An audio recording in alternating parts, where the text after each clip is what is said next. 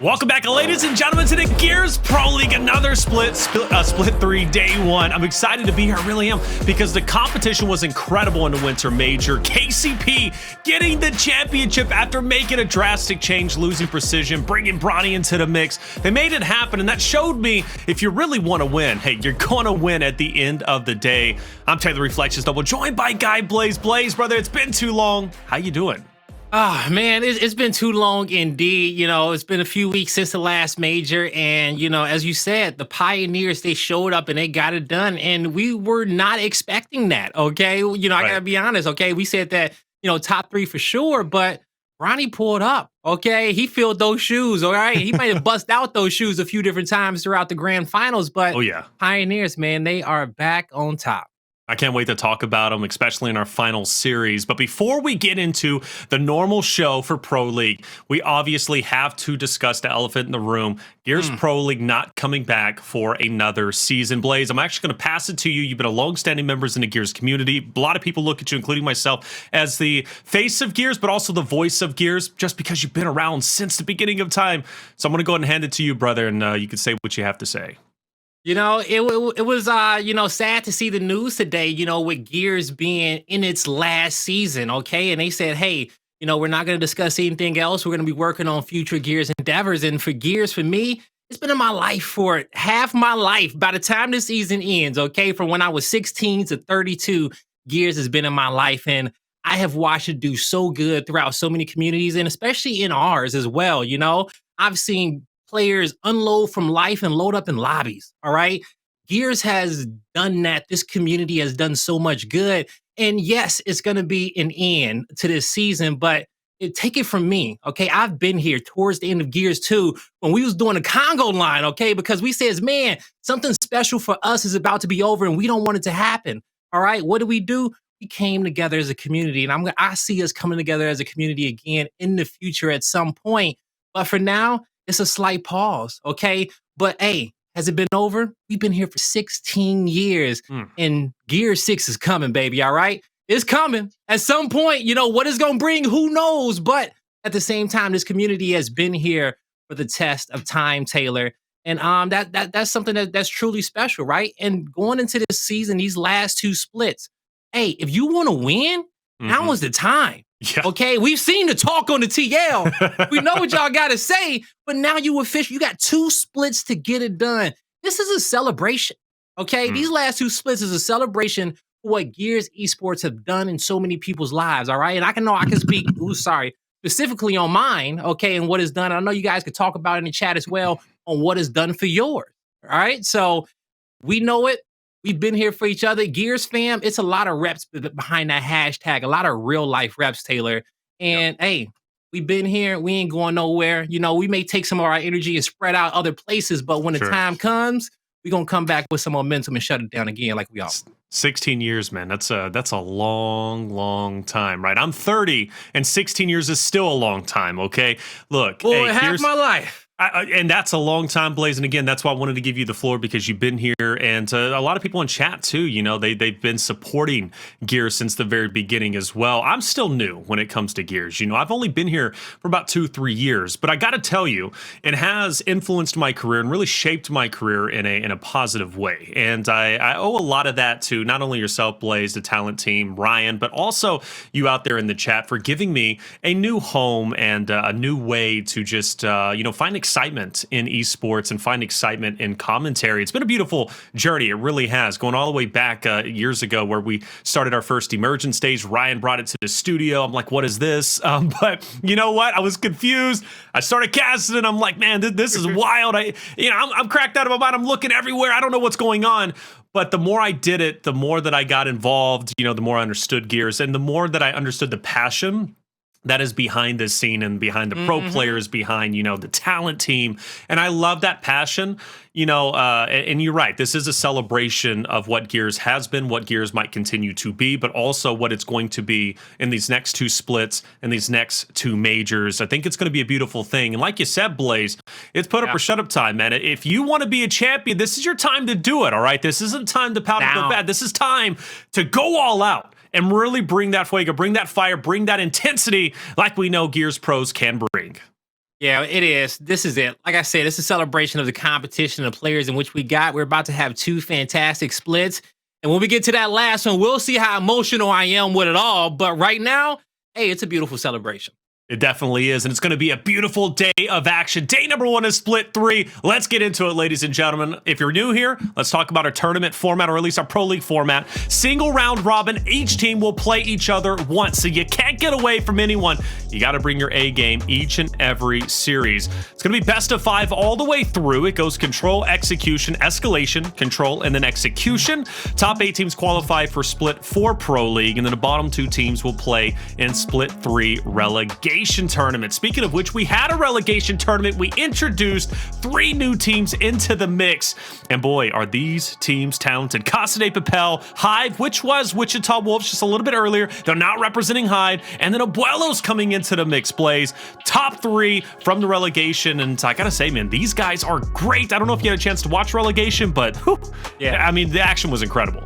Yeah, I'm excited to get them back in the mix with our top 5 Pro League teams, okay? Because now is the time, all right? Yep. And so I want to see if they can shake things up. I feel like last split, the bottom 5 was even with the top 5, okay? Right. And it was a big difference. It was an even 50-50 gap right there between 5 and 6. But I want to see more of a mesh, and I think now is the time for it to happen. I think we have the environment. Even though we have the 2 splits left, I know how passionate the players are that are in our league. I know how passionate our community is. And I know that people want to win a major. Okay. Oh, yeah. And I know other teams want to solidify their dynasty. And so we're going to get the best out of everybody. So chat, lock it in. Okay. I need you guys every single split, every tournament to blow it up for your favorite plays, your favorite team. Every day. But every day, because you know we bringing that Gears Esports action throughout the week. So hey, keep it loud. Let's go hard. I mean, that's it. Let's go hard, ladies. You know, and this is I'm a team ready, effort. Boy. Let's bring that energy. Hey, Blaze, I know you were excited to get into today. We ain't got nothing left to hold back. It ain't. And I love the narrative. Back. I love the narrative you brought. Hey, bring it, leave it all on the table, man. Just bring your A game. You know what I'm saying? Like this is your chance to make something happen. You said, you know, some trying to solidify dynasties, some just trying to get that first major. Latin America trying to get their first major win. And Demon knows that better than anyone. He was tweeting out, look, I'm just going to go all out. And I agree with that. Love it. I'm going to talk more about that in our next series. But watch it win, guys. We have skins that you can earn throughout this week number 1. It's going to be the psychedelic skins coming at you with the boom and the drop. Love it. Looking fresh and better than ever. It's going to be free $99. All right. All you got to do, live.gearsofwar.com. Free $99, Blaze. That's it, baby. Best price out there. Those skins are funky, but I might be tripping if I'm using them late at night. All right. They really are psychedelic. Huh? I love them. I love them. I really do, man. And you know what? They're free. You know, that's the best part about it. All right. Give back to the community, and you have a reason to not only enjoy the action, but also earn some skins, man, while you're, just doing your thing out there. Broadcast schedule, let's take a look at it because we do have an action-packed day before us. We got Abuelos, the newest addition towards the top 10 for Pro League, facing off against Team Queso, who's been there, done that. How's that one's going to go? Well, we'll find out. Rebel will then face off against Rise, and then E United versus KCP, a rematch from the Winter Major Grand Finals. Will United get the best of KCP, or KCP continue to assert their dominance? We'll find out. And of course, we have a couple of side station matches going down as well. Hive going against Fury 1 Esports. Hive, obviously, old Wichita Wolves now competing in as Hive. And in Pittsburgh Knights versus Casa de Papel. Not an easy route for Casa de Papel, and not an easy route either for, obviously, Abuelos having to go against Team Queso. But you know what? You got to get introduced. It's round robin, like we said, Blaze. You got to play everybody anyways. Might as well get it out of the way. Yeah, you might as well get it out the way. It's time to get these big matches popping. And, you know, that United and Pioneers, for them to have to come out day 1 to kick off our league, we know that series, and even series like Rise versus Rebel, can be those tiebreaker series that we're looking towards at the end of the split. So, hey, they got to start off giving it their A game, and I wouldn't want it any other way because we ain't got a lot of time left, okay, in this current season. So these players, they need to be ready to go now. Yeah, that's it. You look at it, you only have 2 more day 1s. This is one of them, so you'll have 1 more after in split 4. But this is a day 1 that you're going to have to go all out in. And speaking of going all out, we got our first series before us. We got Abuelos going against Team Queso. And I'm excited to introduce Abuelos, Blaze. They played incredibly well throughout the Pro League, or it should be relegation. Chavii, Addvers, Chaoz, Solar. Incredible. And Chavii, by the way, used to be on Team Queso, took a risk leaving them, joining this roster. So he put it all out there and he made it back into Pro League.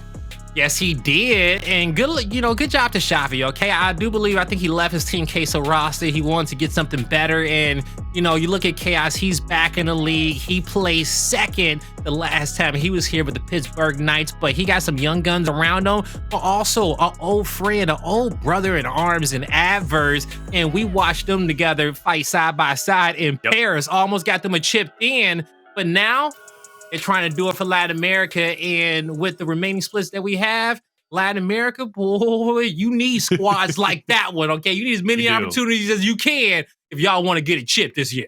And obviously, I talked about it. Chavii left the Team Queso roster, which means somebody had to replace him. Well, let's take a look at Team Queso as a whole. Jaled joining in this roster in Team Queso. And Jaled, he has shown us that he could be a great player in his own right. But I'm looking at Sleeafer, Cristalize, and Problems. Those three are the core three of Team Queso, but most importantly, your key playmakers. At least I think they're going to be today.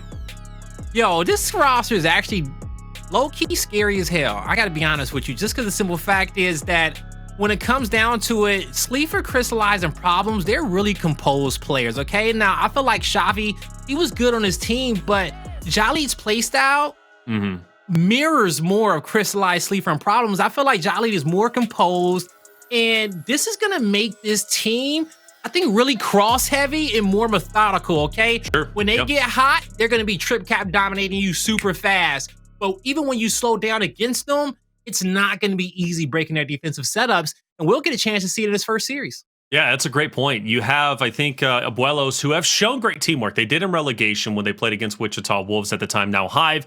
And they also have the ability to pop off and go big. And Chavii is a big reason for that. Where Team Queso, if they do have that cross and that great teamwork, they can shut all that aggression down, right? Team Queso could have a great portion or a great match and a great series.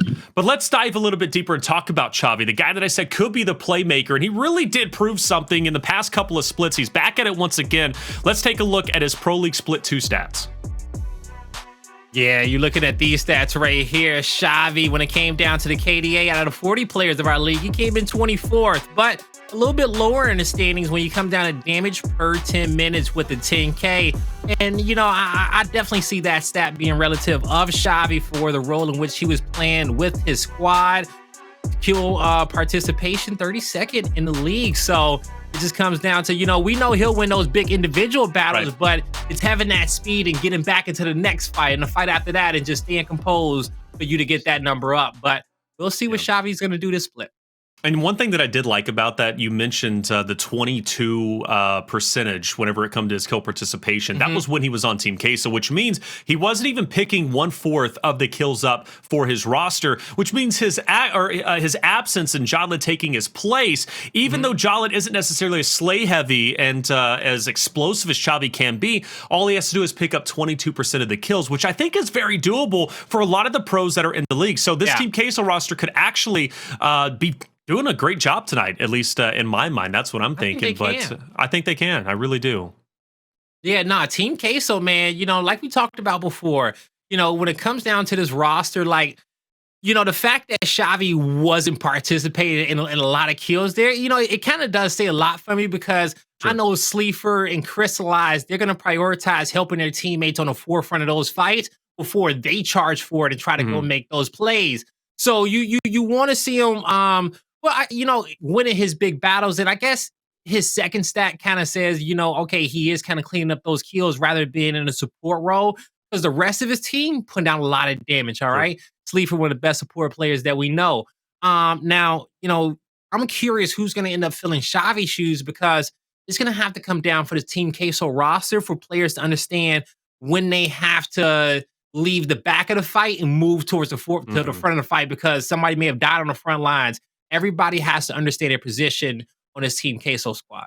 Well, let's take a look at positioning. Let's take a look at our bans and see which maps, obviously, Team Queso and Abuelos said, I don't want to play on. And Ritual, to start us off, says, get that out of here. Fair enough. Abuelos, did they play Ritual at all? They didn't. So I haven't seen them on Ritual, but fair enough. They're not comfortable there. Spire, Canals, Afira, and Harbor are all gone, which means we'll most likely be seeing Training Grounds. We'll be seeing Vasgar. But I gotta say, District isn't on there. And District was by far Abuelos' best control map Blaze. So that might be scary as we take a look at the actual maps that are going to be played in this series. We get Reactor control, fair enough. Check out, I like it for both rosters. Vasgar, we knew that was going to be there. It's been quite common. District not in the mix. It's going to be Regency and the Clocktower. So this one could actually go either way, and I like it for both rosters. I really do, but a lot of aggression, right? That's what I'm seeing with Reactor. Check out Vasgar, Clocktower. It's going to be some big team fights, and clearly teamwork is going to make the dream work. Clearly it is. You know, when it comes down to it, Team Queso, they have to get maps 1 and they have to get maps 2. I think those are must wins for them because their opponent, they can win in 2, 4, and 5. If it goes down to game 5, I'm definitely favoring Chaoz and the boys. So we'll see how it breaks down. Those executions need to be a must win for them. Need to be a must-win. Executions, I'll take a look for Abuelos, and they ended up losing, actually, both of the executions towards Hive during the relegation tournaments, and it wasn't really that close. Clocktower was one of them, and they lost 6-3, and if I remember correctly, they weren't making good adjustments. So Clocktower being map number 5, if it does go to distance, I think it's more so up to Abuelos to send it the distance, but if it does go there, Team Queso should have the upper edge on map number 5. But let's get into our prediction segment, Guy, because we need to beat Chat this time around. They were the champions from last split, all right? We can't let that happen again. So, Blaze, why don't you start us off? All right, Chat, you know, I know me and you like to follow suit on a lot of things. And we may not be different in this aspect as well when it comes down to the pick, but with these two rosters, there is one that has been a little bit more tested than the other, and that's Team Queso. And I will say that I bet against Sleeafer before. I was wrong, and I felt bad about it, especially when it comes down to my first round All-Star draft pick. And I told myself, I'm not doing it again. I got Team Queso for the first map. That's fair enough, and I'm gonna echo that, Blaze. It's that they've been tested. You know, they're tried and true. They're tested. Yeah. And, you know, that experience makes a big difference, whether you're having good performance or not. And it really does. And we saw that with Wichita Wolves in the Winter Major. We expected them to have a hell of a showing, and they simply didn't, even though that roster was comprised of people that had been in Pro League before. They had been there, done that, be on talented rosters. But it's another thing to have been there, but it's another thing to be there currently and to continue to be there. And I think Team Queso is going to be my pick for today. Abuelos, they're a talented roster, but one thing that I worry about Abuelos, Blaze, is their ability to close out maps, and I think they do start to lose a bit of composure, and nerves still affects them. I noticed that in relegation when they're playing against Wichita Wolves, so that's my biggest concern here. Team Queso should have the edge in a lot of different areas, but Abuelos could surprise us. Chat, though, let's call G out. Hey, Chat, you called out Chat, Blaze. You said maybe we disagree on a couple of different things, so you can disagree this time. You going Abuelos, or you going Team Queso? Let us know. Going Team Queso. Going Queso. You know that. We know that. You know, Chat being, like I said, I was saying more, you know, me and Chat be on the same page every now and then, but I love going up against them, all right? And, you know, it's not everybody's fault because sometimes I feel like, you know, sometimes our Chat, you know, they just be shooting for the fences, okay? They just be shooting random picks, you know, just shooting for their favorite squad. And we get it. We get it. But coming from me, you know, I've made a lot of wild picks, so I ain't the one to talk. You do a lot of wow. So, are you going to be staying a little bit safer this time around? You still going to go with your gut? I'm going with my heart, always. I'm going with the 16 years of Gears knowledge that I got on these players, all right? And when I see the fight card, I'm going with my first instinct. Yeah, right? How'd that work last time, though? How'd that work last split? How'd that work last You know what? I had a lot of fun. It worked really well. Well, if you're losing, all you can really have is fun. You know what I'm saying? What else are you going to have? You're not going to have the championship. So you might as well have some fun and a participation. Right? But we all lost. Okay, let me be real. Chat ended up beating everybody. I think I tied with Chat, or did I lose it? I don't really remember. I think I tied or lost to them. But Chat could talk trash to us all split. You guys got permission. And I don't even know why I opened up that can of worms. I don't know either, because it wasn't necessary. It wasn't. Chat, don't listen to me. Because they were already going to do it anyways. They do it win or lose. They don't care. Because at the end of the day, you're right. Some do swing for the fences, man. They're like, you know, hey, it's tied up 250 to 250. I'm gonna send 60,000 the other way. I'm just gonna see what happens. Even though that's decreasing their odds, but either way, that's just what they do. It's the betting of channel points. All right, it gives a thrill that we did not expect. I lost all my money or channel points, man. If I can convert that, I'd be rich. It is what it is. Abuelos, love it. Team Queso, love it. I really do. They're loading into first map Reactor. So this is one that is going to test the slaying capacity of the team of Team Queso. And I want to really, hone in on Jaled to see if Jaled can slay out. And that was something you said, Blaze. Can Jaled make those big impact plays? We witnessed from Chavii, even though Chavii is only getting 22% of Team Queso's kill before in split 2, he still had him high impact plays. And that's what made him valuable. Yeah, was going to make him very, very valuable for this squad. I'm excited for Abuelos to see how this team is going to come together in a pro league matchup. You kicking off the league. We all here. We all got the news today. And now I want to know how they feeling and how they're going to put that into their gameplay. Abuelos, Team Queso. Who's going to come out on top? We about to find out, Taylor. We are going to find out. Now, one thing that I do like about Abuelos is the fact that they've all been in Pro League at one point or another. So it's not going to be completely fresh faces, which I think is going to be beneficial to a certain degree. And I do feel Abuelos could very well be one of our most talented teams that entered from relegation, aside from Casa de Papel that played incredibly well. They 3-0'd Avengers. Casa de Papel is Smokes, Not Claw, Sulfus, and Danger.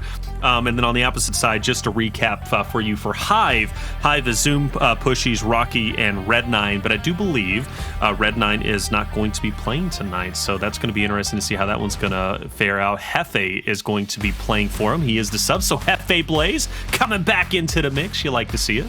No, we love to see Hefe back in the mix, okay? So we'll see what type of showing he's going to have because, hey, he'll have a few opportunities to be on this stage once again, so we know that he's going to be giving it his best.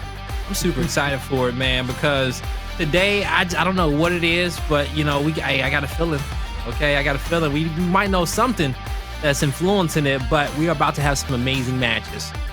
I was looking at chat, man. Who said it? I think it's got to be. Is it Clayton or is it Craig? It's probably Craig. Craig likes to say some wild stuff out there, and he always uses caps, man. But someone said Blaze is casting from Bahanu tonight, man. So I'm casting from Bahanu, yeah. All agreed. And then Bleacher Brains followed up. I hate Bahanu though. So so does she hate the setup? Does she like it? I mean, is the setup cool, but you just hate the map? Bleach for brains. It's the map. We don't hate. Hate's a strong word, okay? That is true. It's a strong word. We just like it. It's a big map. Some people like it. For all our long range shooters out there, they may. But this variation of Puhan, I love it. All right, as I say it properly for the first time in my life, is probably the fans' favorite now. I love your new background, man. I really do. I've been deciding how I want to do it up.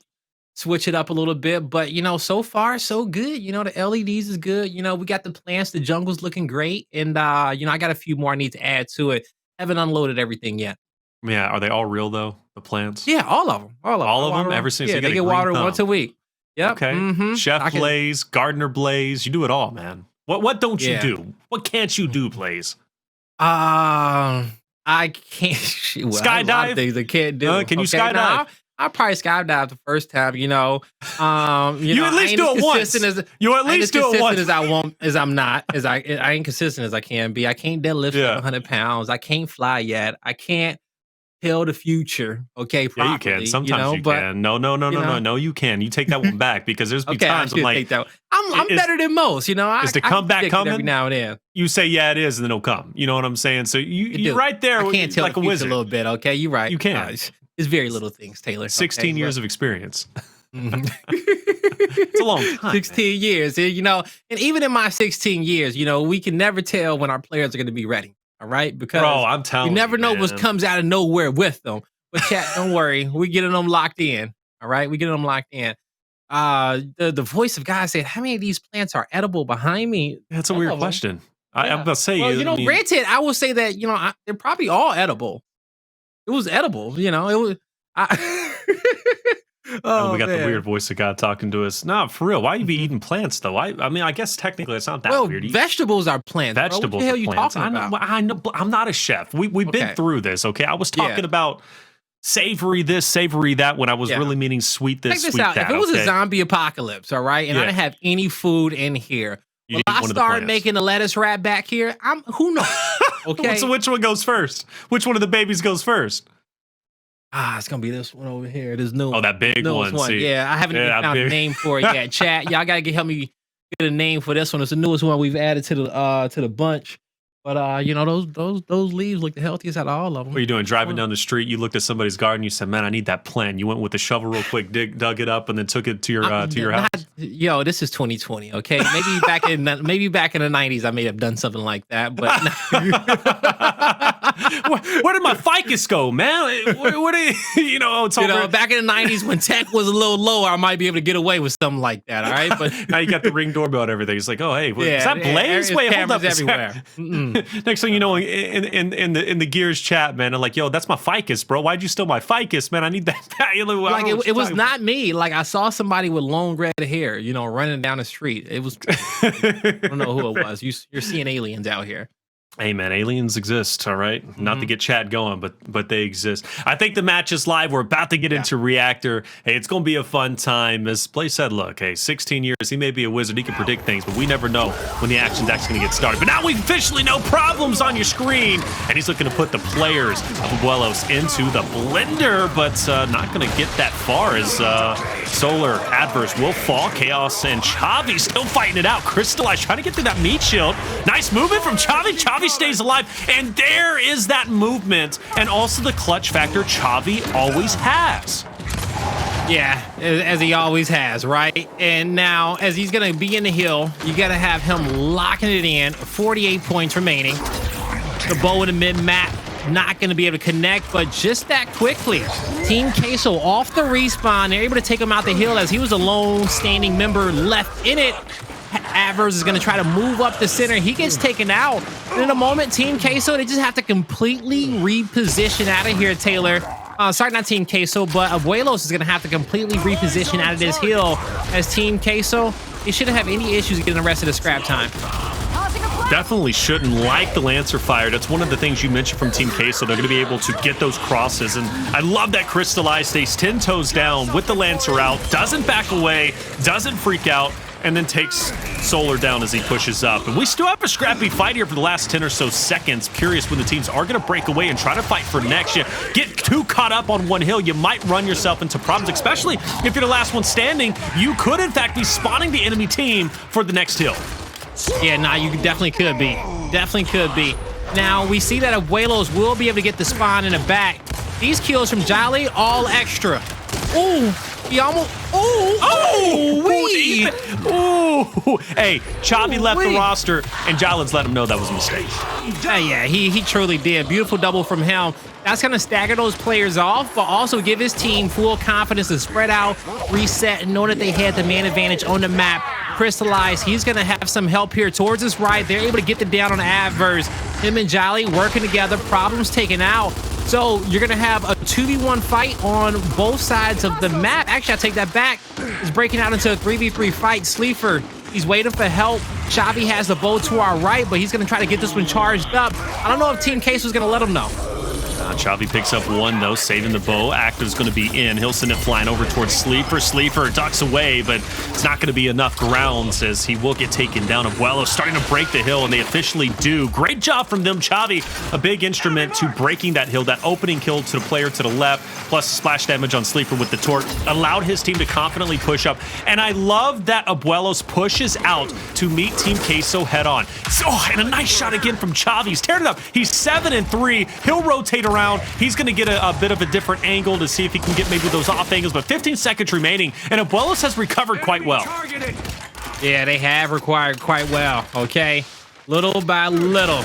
Now, Abuelos, as they're going to start trying to work here towards the backside of the spawn, they do have a straggler down low. Players 4 and 5, they'll get into a 1v1, which is going to make this a 3v2 in the hill momentarily, but it's a cross coming from middle. You see Abuelo, they're going to start taking down that wide angle, working together. They get the players down on the stairs, but as they move in, the spreads connect, but the revives come through. Team Queso playing hip to hip, but they could not put out enough damage to be able to turn that fight around, Taylor. this team Queso, who will start collecting on time here for a P2. So far, so good for him. I'll be Abuelos, actually. Abuelos is going to be connecting on time. That was Abuelos who broke the hill 64-61. And Chavii's going to go ahead and push out with Addvers. Problems trying to sneak around, but he'll be met head on. So you're going to have to focus on that 3v3 on the opposite end. It's obviously important, though, for Chavii to keep Addvers, or it should be Problems, in check. By doing so, you protect your backside. But you got to win the front side, too. Solar with a bit of a trade. He'll double back, but now he's about to be in a 1v2, and he's not going to be able to hold it, unfortunately. But Problems did win that back end. He took down Chavii, but unfortunately, that's not what Abuelos needed. And we will see a recovery from Team Queso. They'll regain the lead once again. Only 20 seconds remain, so we're going to start seeing the team set up for the next hill. All right, so as we're going to start to have Queso in the next, well, Queso's in a previous hill, but you see the rotation on the mini-map going here towards next. First bow is going to miss. Cristalize has 2 more to work with Taylor. So now this is where he's just going to start to be patient. His teammates, they're counting their numbers, getting the marks on the other side of the map. Haven't been able to get together on the same page to make a play, but you saw Addvers with a beautiful toss. They're going to be the aggressors here. Be able to get the player out the hill. Team Queso forcing him, get him forced back. The melee doesn't connect. And now you're going to have Abuelos looking to take down Sleeafer, but the flank is coming in from Cristalize. Like he said, the flank is coming through. Cristalize looking to make a bit of an impact, and he's at least going to push Addvers and co back. He'll double back with his teammates, still keeping a solid eye on Addvers, as well as Solar's on the opposite end, but he's going to take the moment to get his teammates back into play, but is it going to work out? I don't know. Cristalize will fall. An unfortunate set of circumstances. He played that well, but his teammates unfortunately ended up dying off before he could really have that impact we thought he was going to, and it is going to be Abuelos with a nice recovery. This map on Reactor, a lot closer than I was expecting it, and this is Team Queso's map pick. This would be a huge win for Abuelos, and we see Chavii up to his old antics, hiding in the shadows, catching member after member off guard. You love to see it, especially if you're a Chavii fan, and once again, Team Queso will fall in the hill. Abuelos holding on tight, getting those points. Abuelos, they're playing this one really, really well to kick it off, Taylor. Fight after fight, they have been contesting Team Queso. They have shown their confidence that, hey, we will not be running away. We don't have to overthink this one. We know exactly what we got to do. And so neither team has been really able to get a footing on this map. And I think that the first squad who can get like at least a solid hold of maybe 40 consecutive points will be able to get that official momentum shift in their favor. Now, we're going to be moving on over towards P5, I believe. You currently got Abuelos set up. You got the bow in Sleeafer's hands this time around. 3 in the chamber. He's marked up, taking some shots. Tried to go for the quick stick. Couldn't connect. A quick rev once again. Beautiful shot on the cover, knowing that his opponent was going to back roll. Has one more bow to work with, but Shotty's out. Point blanks will connect. And that's going to be Team Queso able to start to get set up. And they got the mark on the new respawn. And mark a new respawn. They see 3 members from Abuelos pushing up from the top side, and Sleeafer has one more bow that he can send flying. He's going to take his time, though. Smoke's out, and this is the time to use it. Send it flying, get the splash damage if you can. Unfortunately, he's going to whiff it, and that leaves Problems. It's going to get chunked. Abuelos starting to push through with a vengeance. Their retaking has been pretty good, pretty solid, actually. And Team Queso, as good as they are with the crosses and defense, Abuelos' slaying power and their intensity to just penetrate the hill blaze has proven to be, at times, too much for Team Queso. Yeah, that's what it's seeming like is happening here, you know? Team Queso. This next hill, Taylor, as they are going to be, I want to say, they're not going to be in position. Well, they are in position. Sorry, too many TQ tags up here from you, okay? I'm so used to Chavii being on the other side. Why didn't he change it, man? Need some official gamer tags. But when it comes down to Chavii, you can tell that he's used to fighting his teammates. Even if it's in a warm-up lobbies, he does not want to lose to these guys. Chaoz moves in, looking for another double kill. He'll get some help from his teammate, and they'll clean house. Still needs to get some time. Solars, who's fighting on the flank, he's already let his team know that, hey, guys, we got 3 players pressing us. Turn around, get locked up. They'll be able to hold the line for now. They're also going to be getting a new power weapon as well. That bow is going to be getting transitioned over towards mid-map. We'll see if Chavii can connect. Cristalize tried to swing wide, unfortunately put himself in no man's land, and that's going to really bring down Jaled, but surprisingly, he gets back into the fight. Team Queso finds a way to pressure up even more so. If they lose 2 members there, this push is effectively dead. Solar, though, is going to die off. Chavii is in a good spot to maybe catch an off angle, but unfortunately, his teammates are no longer there. So Team Queso, they're feeling quite comfortable inside the current hill, and Team Queso is just going to chill there because Abuelos, they're not going to push up. They'll leave player 6 behind in problems, and now we're going to be focused on next. We're starting to get closer and closer to 300, which means the pressure is going to start mounting up even more so, and every kill is going to matter, and Team Queso has to find a way to stop the aggressive pushes from Abuelos, whether that be, you know, better crosses or just overall focusing and prioritizing the mid control, which they do, but Chavii's ready and Cristalize is dead. Yeah. It gets just that much harder for Team Queso, okay? Especially when Chavii's getting those one-off picks like that. It just makes those defensive setups a lot harder to break. Now, Sleeafer's doing his best to stay alive. He calls for help, but he has to get back into the fight because Jaled's trying to stay alive as long as he can for reinforcements to come, and he brought his team the right amount of time. This will be a 2v1 for control, and you will start to see Addvers back up. Does not want to lose his life just yet, but there's not much he can do. Playing around a nade, almost got out the range, but it still would have been slow to kind of clutch up that 1v2 with Sleeafer being at full health. I really want to push the easy button and just get closer and closer to the end. And the reason why, I want to see if Abuelos can keep mentally into this game. I talked about their composure and their ability to, you know, make those key plays and the smart decisions towards the tail end of the map. They're solid at the beginning and towards the middle portion, but it's a late game that I'm a bit worried about for Abuelos as a whole. But for Team Queso, I'm going to have no worries there, and they have caught up, and they've taken the lead at a critical point. They'll be the first team to surpass 200. But one thing that they continue to let go is the torque bow, and I don't think Team Queso has had their hands on it once. Nah, they haven't been able to get it. No, well, we've seen Cristalize and Sleeafer. They both had bows throughout this map. And, you know, but on the flip end, we've seen Chavii with his. I think they've split them 50-50, honestly, up until this point. Haven't been keeping count. But that's the vibe I got. Now, Chaoz, 1 bow left. He gets it on the ground, but he doesn't get the toe stick that he wanted to. Comes up a bit short. Now, when it comes down to this hill, it's Abuelos who need to win this fight. Addvers tucked in a corner, but his teammates can't get the damage out that they need.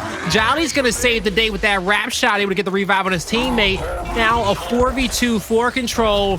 Solar going to drop back. And you're also going to have tucked away in that corner is going to be Chavii. He can't contest the hill just yet. Not just yet, but this is an important break, and I do believe this is a hill that Chavii successfully broke before. You said it was a great stun, and it was, but who's going to capitalize off it? Watch out, there's a nade incoming. Chaoz forced to dip out, but the kill feed lights up red regardless of the nade, and all 4 for Abuelos have been completely wiped off the map.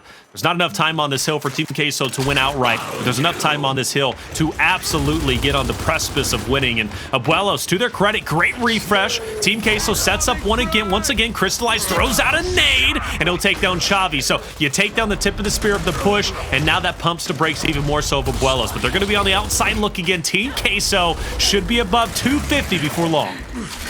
That was great composure from Cristalize when ever since he got the nades. He used them in 2 opportune moments, had them staggered out apart, and that has got his team so many points off this hill, and now the rest is scrap time. You're going to start to see this contested all the way up to the end, but Team Queso, they need to be playing for respawns as well, and I think players 1 deciding, do I go or do I not? If you get the respawns, you can move towards next. He's set up. They're going to break away now.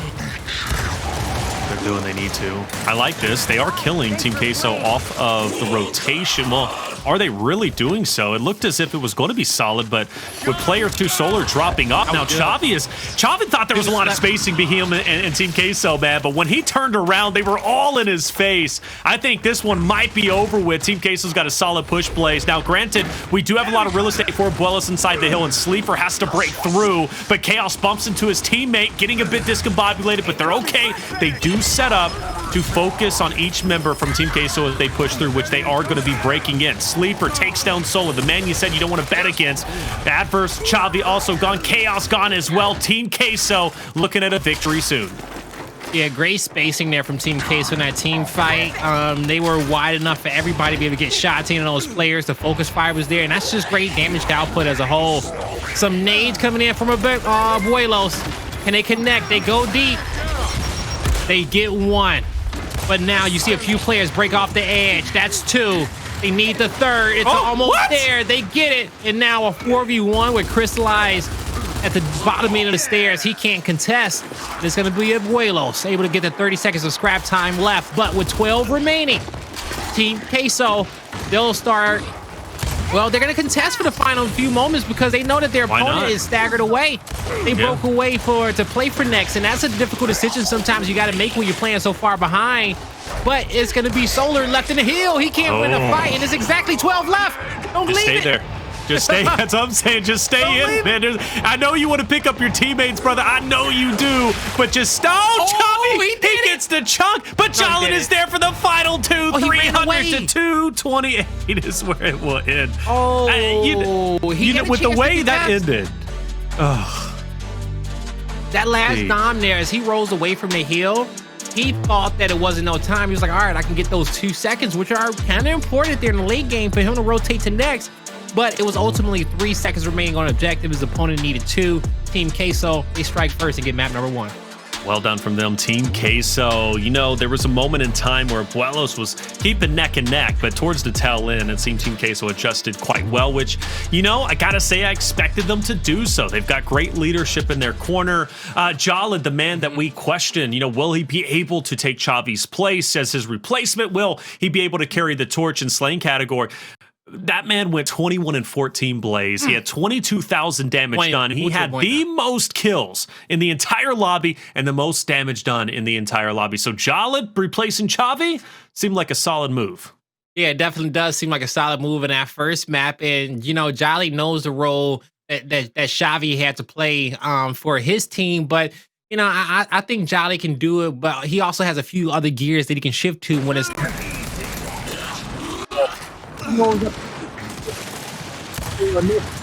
And I'm excited to see how he's going to evolve with this team going into the rest of the league. But today we get to see him play on execution and escalation as well.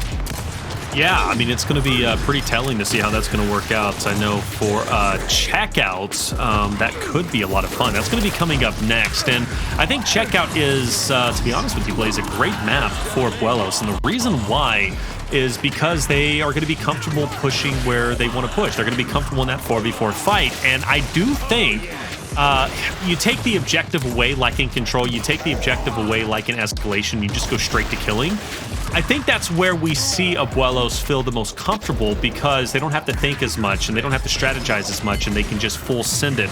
Now, the only caveat to that is they had an abysmal finish to checkout during the relegation tournament when they played against Wichita Wolves. It went to a round 11, Blaze, and Abuelos lost that round 11 when it was a 3v2, and they also had the right hand advantage, and they also had sniper, and they had literally positioning on the overtime hill.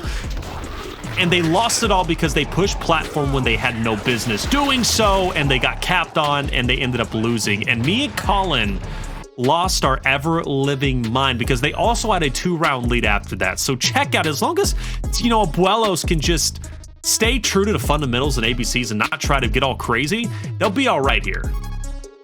Yeah, you losses like that are devastating, right? But you got to learn a lot from them because I know in every competitive Gears player's mind, you know, they can see that they have the advantage and they could see a kill like, oh, I get this all the time. This should be easy.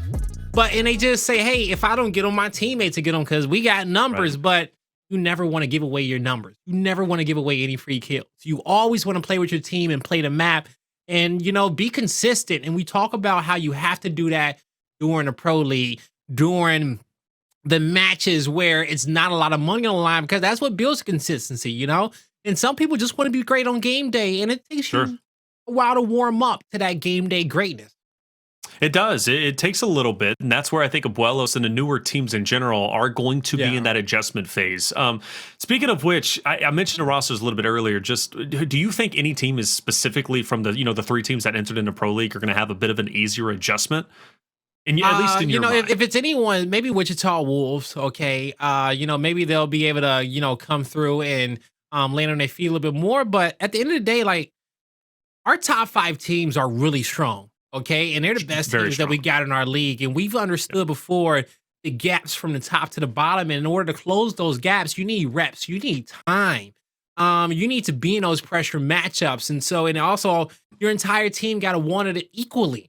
All right. You got one person that's slacking or is not as fast as a rotation as others. That may lose you viable points in positioning down the line. All right. And so once you make sure all of that is good, you can compete with the best teams that's up there. So I say Wichita Wolves, but all of our bottom 5 teams, they got a tough time. And we'll see over the first 2 weeks of our league how much adjustments they've made over here in the offseason. And Wichita Wolves obviously being that of Hive. I agree. I think they're going to be one of the stronger teams coming into the Pro League. And man, Rocky, I believe in the guy. I really do. You know, he's an incredible guy, incredible player. So he's going to have one hell of a time being back in Pro League, which it's been a little bit. So I think he's gonna be happy to be here. And he's going to be playing with the purpose now, obviously, because of the announcement. By the way, Abuelos, did you know what? Do you have an understanding as to why they made that name? Basically, it translates to like grandparents and their grandchildren. It's because Addvers and Chaoz are going to be grandfathering, if you will, their grandchildren, which is Solar and Chavii, right? The young guns. Yeah. So I like that little storyline behind it. I do as well. Okay, you got 2 of the older vets in the scene, and they got 2 of the younger people in the scene, and you got Chaoz and Chavii, who's been duos for a while. And so, hey, it's a great team comp. And honestly, I personally love making teams in duo aspects. So like when you're forming a team for the first time, if you got a good friend, find 2 other people who are good friends as well. And it just makes things a lot simpler when it comes down to finding that team chemistry in the long run. ACP, good example, right? They're all friends. I know old Hive roster from back in the day that won MSP, they were all friends. That was one of the narratives is like, hey, these guys love each other, right? If you do have friends. All our teams are like that, yeah. For the most part, I mean, I guess we could say all. You would know more than me. This isn't like back in the day where you play with somebody because they were just super filthy at the game and they were really good, but you couldn't stand them. All right, because when it was just execution, one player can win you a chip. Okay, if you run around clutching double kills every now and then, it's like, you know what, I can't stand you, but we could be teammates. All right, and then next thing you know, you realize that, oh man, I actually do like this guy. All right, so I've been in those situations where I've played with people and I couldn't stand them before, but once we got on the same team and we scrimmed every night and we got the group decks going, like you tend to like them. Imagine that interview. Why'd you pick this guy, man? He's filthy at the game, but I can't stand the guy. I hate him. I'm not gonna be going to his wedding anytime soon. But hey, he wins me championships. He wins me. Yeah, but after he started getting a few more double kills every now and then, you be like, you know what? He's a nice guy. Yeah, this guy's all right, man. He picked up that 2-piece a couple times, saved my life. Hey, you know what? I might like this guy. Let's get into it. Round number 1. Problem's gonna get first blooded. Chavii with the sniper, but watch your corner, brother, because it's not anymore. Because Cristalize, he's gonna die off. Chaoz knows exactly where he's hiding at. Throws the ensign, and a flawless start from Abuelos. They're gonna continue to close towards electronics. Yeah, so I'm thinking that we may have lost Sleeafer or a player. No, Sleeafer's there. I think Sleeafer's there. They're playing it out. They're playing it out per the rules. So this is a live round. Jaled will fall, and then Sleeafer is going to die off. So from what I'm hearing, according to the rules, Abuelos will take round number 1. We might have a bit of a pause. Yeah, we got some packet loss on one of the players, but it was a live round. So hey, you give that one on over towards Abuelos, and we'll get the issues settled on Sleeafer in. But we're loaded up into the map. We're locked in. Hopefully it settles on his side. All right, so we are going to go forward, make it happen. Sleeafer's good, it seems, and they're going to be staying in spawn. And we're just going to call it as it is, man. I think they're going to be taking that little bit of a pause, and we'll get it going for you relatively soon. But fair enough. One thing that I did want to point out, Chavii, I do believe when I was watching him play against that Wichita Wolves roster now Hive was getting first blooded consistently on checkout, and that the reason why is because he was always pushing platform, but he was getting ate up, man. He was getting ate up on this instant fight. So he looks as if he's already made a bit of an adjustment. Blaze, he's been pushing sniper for the 2 rounds we've seen. What adjustment he make? Okay, going to sniper. There's nothing going on from a Team Queso's perspective. I know, but I am trying to build something here. All right, I feel you. You know, he is making his adjustment going to the platform, but we'll see if it's a successful adjustment when he gets some competition. When he's challenged, when they start fighting him, when he has to get into the shotgun battle and fight for those ensigns, we'll see how good that adjustment is going to be. Definitely see, man. Yeah. And duos is definitely a building block. Yep, absolutely. Oh, okay. So it's making a Minnie and Moxie from Rebel Ladies. Absolutely. You know, another great duo. Those ladies are talented, man. Watch them all through the Metro Esports Ladies League, and man, they got a lot of passion too. I love that. I really do about them. I think Hydra went undefeated, if I'm not mistaken, man. They didn't lose a single series, let alone, I don't even know if they lost a map, to be honest with you, man. They were just that good. Yeah, no, I love our ladies in our league. You know, so passionate when it comes down to the game, and I wouldn't want to get in a shotgun fight with any of them. I just say it like that, okay? I had to get into a shotgun fight with them for the bread. I'll be sweating. Can't avoid it if you're in rank, though. You know, you just gotta push through. You can't. You know, I just gotta go out there with my chest, with my head held high, no matter who I'm playing against, and hope I hit my shots. I'm just giving you the sniper. That's all I know, man. But we'll be all right. You know, you take that sniper, we'll be cool. You wrote the books, anyways. There we go. You wrote the books, baby. So bit of a I wrote a few chapters, not the whole book, but a few chapters. You know, who else wrote with you? I thought it was just you. No, Fran got some chapters in there. You know, Fran's got some chapters in there. Fran got a lot of chapters in there. Yeah. Okay. Yeah, no, Fran got a lot of chapters in there. You know, you got people like, Genesis, who got a good amount of chapters. Mental has one on composure. Mental's got to have one on Flare. Yeah. What about Powers though? Powers got a chapter on movement and long shot skills. Yeah. Developed a lot in the underground scene. Just overall clutch factor, bro. Yeah, you should read that one. It's really good. He's very quick with it. Always stays center line, and no single stick for him. At least I don't think it is. So where can we pick it up? Barnes and Noble, Amazon, Audible. Yeah, Audible. Did you voice over it, Blaze? It'll be it's me. It's everybody. Welcome to the Long Shot Tutorial 101, narrated by Guy Spencer. And it goes really, really deeply, but I won't go there today. We've talked about it a lot. Yes, we do talk. We've talked about it a lot. I have some time to write it. I think the entire chat, have maybe read the book, or they know the book by now. They should know about the book. We always have the same consistent people that show up in the chat every single time, man. We do appreciate that, all right? But, we're just taking our time. We're just taking our time. It is what it is. This is a new Watch and Win. Yes, it is. Psychedelic, boom and drop. All right, earn that in your Watch. Actually, speaking of which, if you do like your Watch and Win, you kind of like the technical pause, to be honest with you. More time for you to earn your points. All right? Exactly. More time at the end of the day. Hell, just make sure you got your broadcast open and logged in, and you guys on live.gearsofwar.com, and you're getting everything in which you need. Because hey, it's gonna be a while for y'all to get some more skin. It's gonna be a little bit. I'll be honest, it's gonna be a little bit, man. And you know what? I think the winner for most skins still is gonna be Colin. I think the only 2 skins, I couldn't name him, but he doesn't own 2 skins. I think in the entirety of Gears 5. Probably all Gears, let's be honest, but at least Gears 5. I wonder what 2 of those are. I don't know which one it is, but I tell you what, we are going to take a quick break, and that's because of technical issues. When we come back, hopefully the game will get started. Check out map number 2 between Abuelos and Team Queso.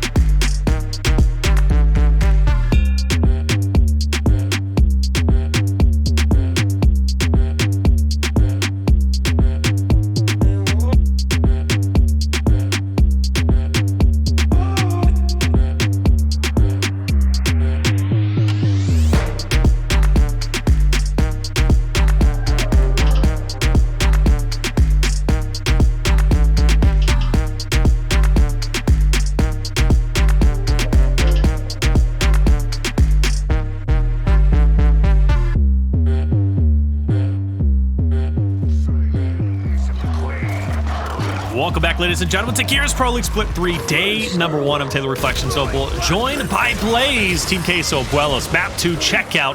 Abuelos up 2-0. First blood going over towards Chaoz. Chavii, though, I don't know, I think he forgot how to shoot his Nasher, brother, because he was there for an eternity. But it's still a 2v2 and a chance for either which roster to win. Cristalize getting the spacing. And he has the Incineraries to work with as well. 2v2 situation.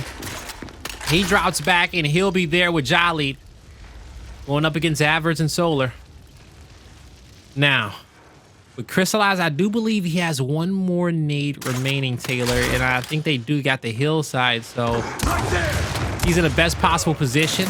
You see Addvers trying to quickly make a play. If he would have been able to, if Cristalize misses that shot, Addvers knows that he can get in there, get into that close range battle. But I like how Cristalize is working the left, but he goes in. The back A doesn't connect. It doesn't work out unless Jaled can get it done. He needs a meet. Oh, he gets one. The meat shield. The meat shield. Jaled does it. He did it. Great composure from him. He flanks. He didn't initially get the chunk, but he managed to get the damage out, get the down. A little stutter step, wiggle, waggle, dodges his opponent's shots, gets around the corner on his left hand, picks up the meat shield and wins the fight. Now, Cristalize messes up, but he takes a good angle. This wasn't wide enough. So I feel this is a mistake on Addvers' part, right? Shouldn't he have? He should have definitely. I think he missed too many of the snub shots. Like, really, when it comes down to it, I mean, did Addvers just simply miss too many shots on Jaled? Because I felt there was no reason for Jaled to win that fight. I think Addvers, between him cleaning up the kill and getting the meat shield, his teammate was already down. He couldn't go for the revive by the time the down came through. He played it as best as he could. That's a nice clutch from Jaled. Great clutch from Jaled, man. You know, showing himself not only in map number 1 Reactor with the most kills and most damage done, but an incredible play to get Team Queso their first round on the board. And we'll see Abuelos, Team Queso completely back up to electronics. They're going to be back there, potentially overtime hill, going to be over in that location.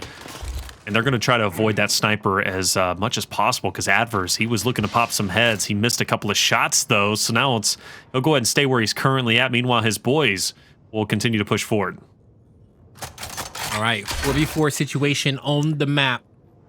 It's Abuelos with the snipe in hand. They'll have new incineraries in 40 seconds. New nades, well, nades have not been picked up whatsoever. Finally acquired. This is an Abuelos round. So far, everything is in their favor. The nades, the incense, the sniper, the positioning on the map. Now, I do believe this center line hill may go towards the nades this round. Or actually may go over here towards back electronics. If it does, I'm still not heavily favoring Team Queso because they don't have the nades. But as I say that, Cristalize did have the incineraries, though. Yep. Yeah, so I take that back. He had something to work with. He really capitalized off of that one. He had to, and getting that first blood is going to be massive. Solar now picking up the fresh incense. 10 seconds to clear the map. It's going to be plenty of time for them to close the gap. Now it's up to Team Queso. Even though they do have the man advantage, they don't have the advantage in the weapons, but Addvers drop. Cristalize gets to clean up. Solar last alive, and that is experience to allow that to happen, brother, because Team Queso pinned up in the back. They had everything against them minus just one ensign, and they saw it, they calculated a plan, and they executed it perfectly. Executed it perfectly, indeed. Very, very. That perfectly is not even a word, Blaze. And I'll tell you what, I'm going to start calling you out. All right, you. Hey, what? I didn't call. Hey, I just said it was actually. Hey, I rolled with it. We was following you. We knew what you were talking about. All right, you know the grammar police is in the chat, but they tired of me. So Taylor, you okay? they was tired of me 3 splits ago. We are turning into a true duo right here, man. I'm over here saying perfectly, bro. I'm adding an extra K on it. No, for next time. I'll say it perfectly next time. Quick round, 20 seconds. Abuelos with an answer back to bring it 3-2. All right. So Abuelos, even after losing those last 2 rounds from Team Queso, they managed to regain their footing. And now they're back into it. So 1 round lead form, and where they have been successful so far is playing out wide and forcing Team Queso towards the inside. Queso, they need a strong presence here in his back lane, Taylor, and I think that's going to be a job for Sleeafer. No, as he's pressing up to the platform, the entire squad is here. They're all here, man. It's chaos. Smokes are out, and it's just a Nasher battle. Who's going to get the first drop? Chaos. He's going to get a trade. 2v2. Make that a 2v... Still a 2v2. Addvers gets his teammate back into the fight.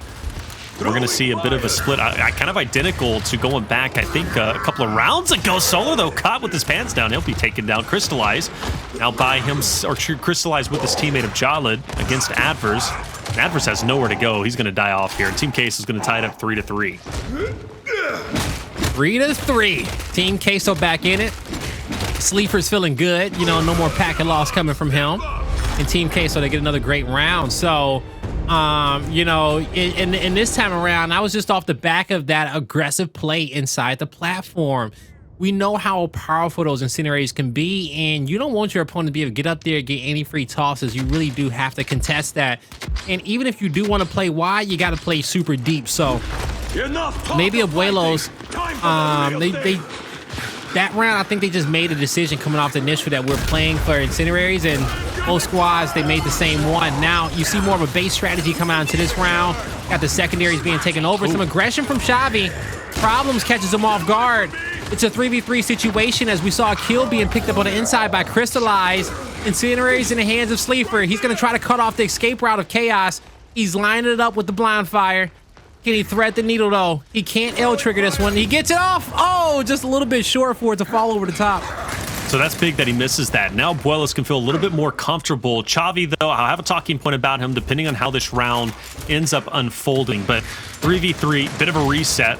Chaos trying to just avoid as much damage as he possibly can. Team Queso in this position, I expect them to take their time. Abuelos might be the first team to make a move, but remember I mentioned that round 11 where they lost to Wichita Wolves in relegation that ended up forcing Abuelos to play yet another series to just qualify for Pro League? It was an almost identical situation like this, except they even had a man advantage. And where they fell apart is instead of attacking the low end, they went back up to ensigns and they ended up getting snubbed out, lancered out, and then there was positioning from the opposite team of Wichita Wolves to get onto the overtime hill. So I want to see if Abuelos maybe goes against that. They don't go for the ensigns. They don't overexpose themselves here. I see a target. Maybe that'll pay off.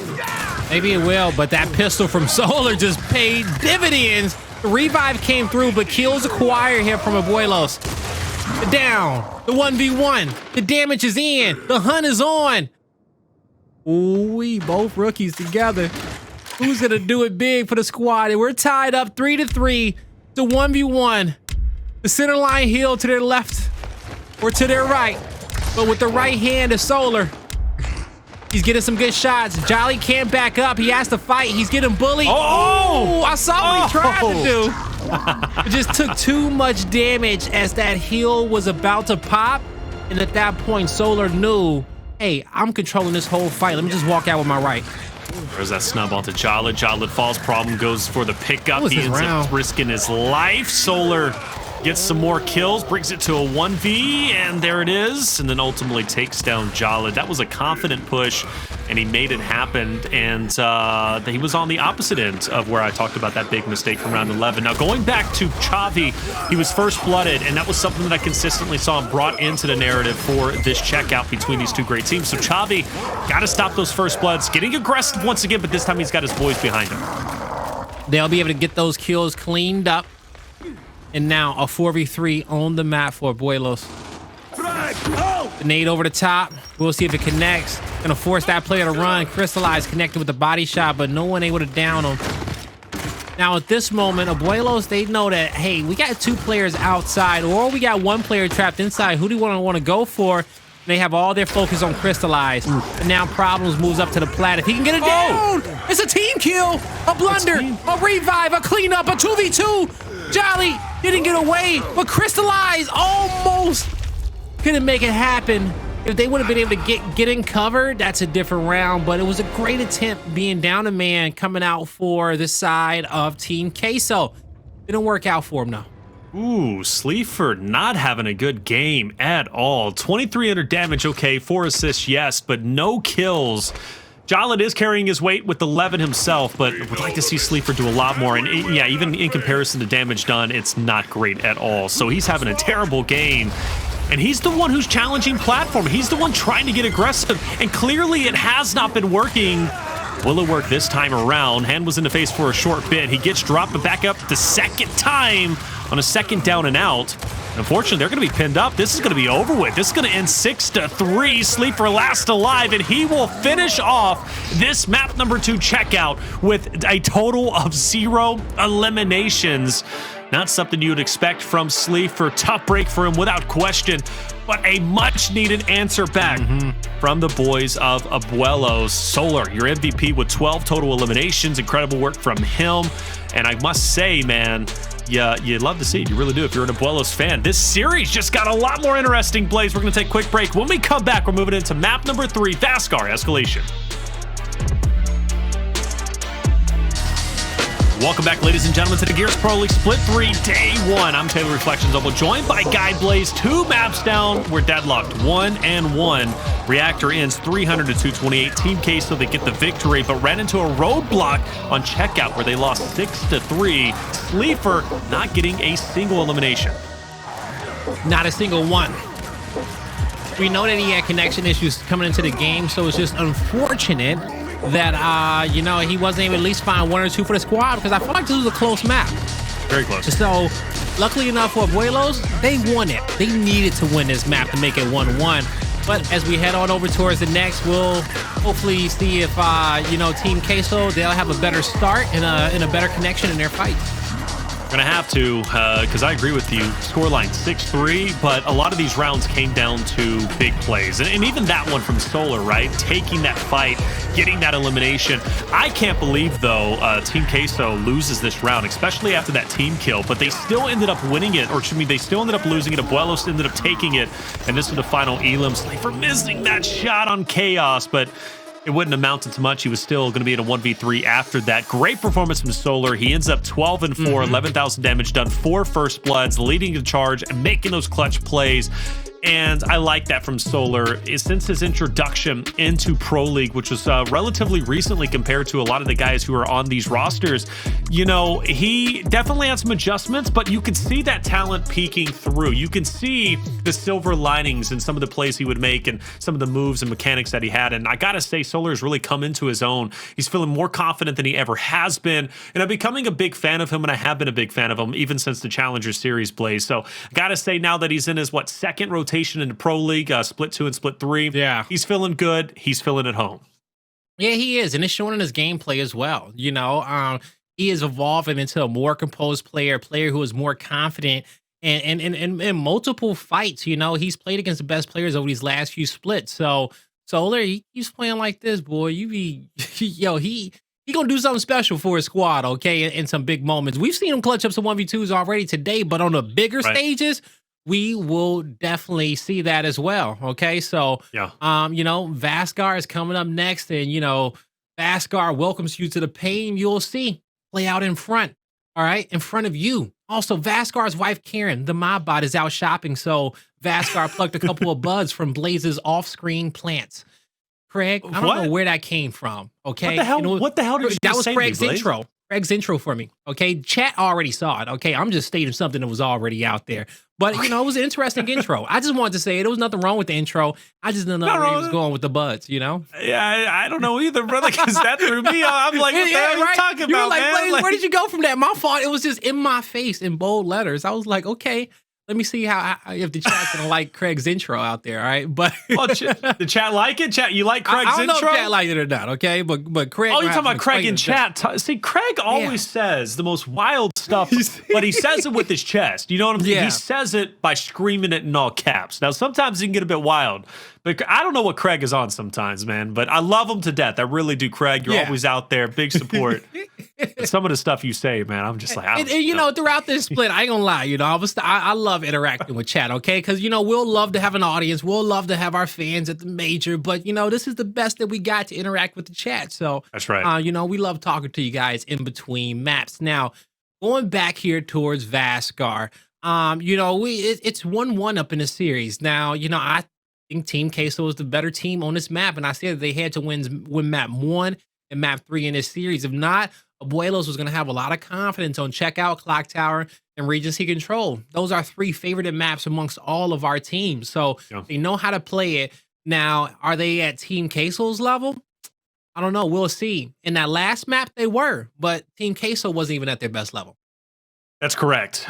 With connection issues, it's going to affect Team Queso. Sleeafer's got to be frustrated. You know, he goes 0-9, and he's doing that in front of the people, and that's never an easy thing, but it's something that you just have to battle against and just forget about. Sleeafer has been here, done that, so I'm sure his mentality is going to be just fine heading into map 3. But it's not going to be easy. Abuelos, they showed us a lot during the relegation tournament, and Vasgar was one of those maps that they played exceedingly well on.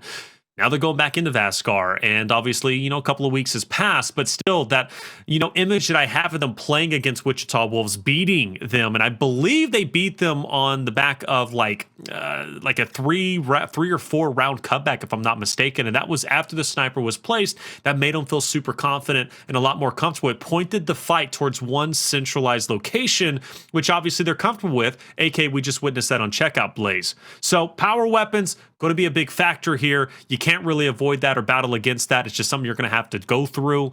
But I think Abuelos is going to be very talented here. Team Queso could very well lose map 3, especially if we see Sleeafer have another performance like he just did on map 2. Yeah, they could. They could. And you hit the nail right on the head, okay? If it's the same performance, they will definitely get taken out here.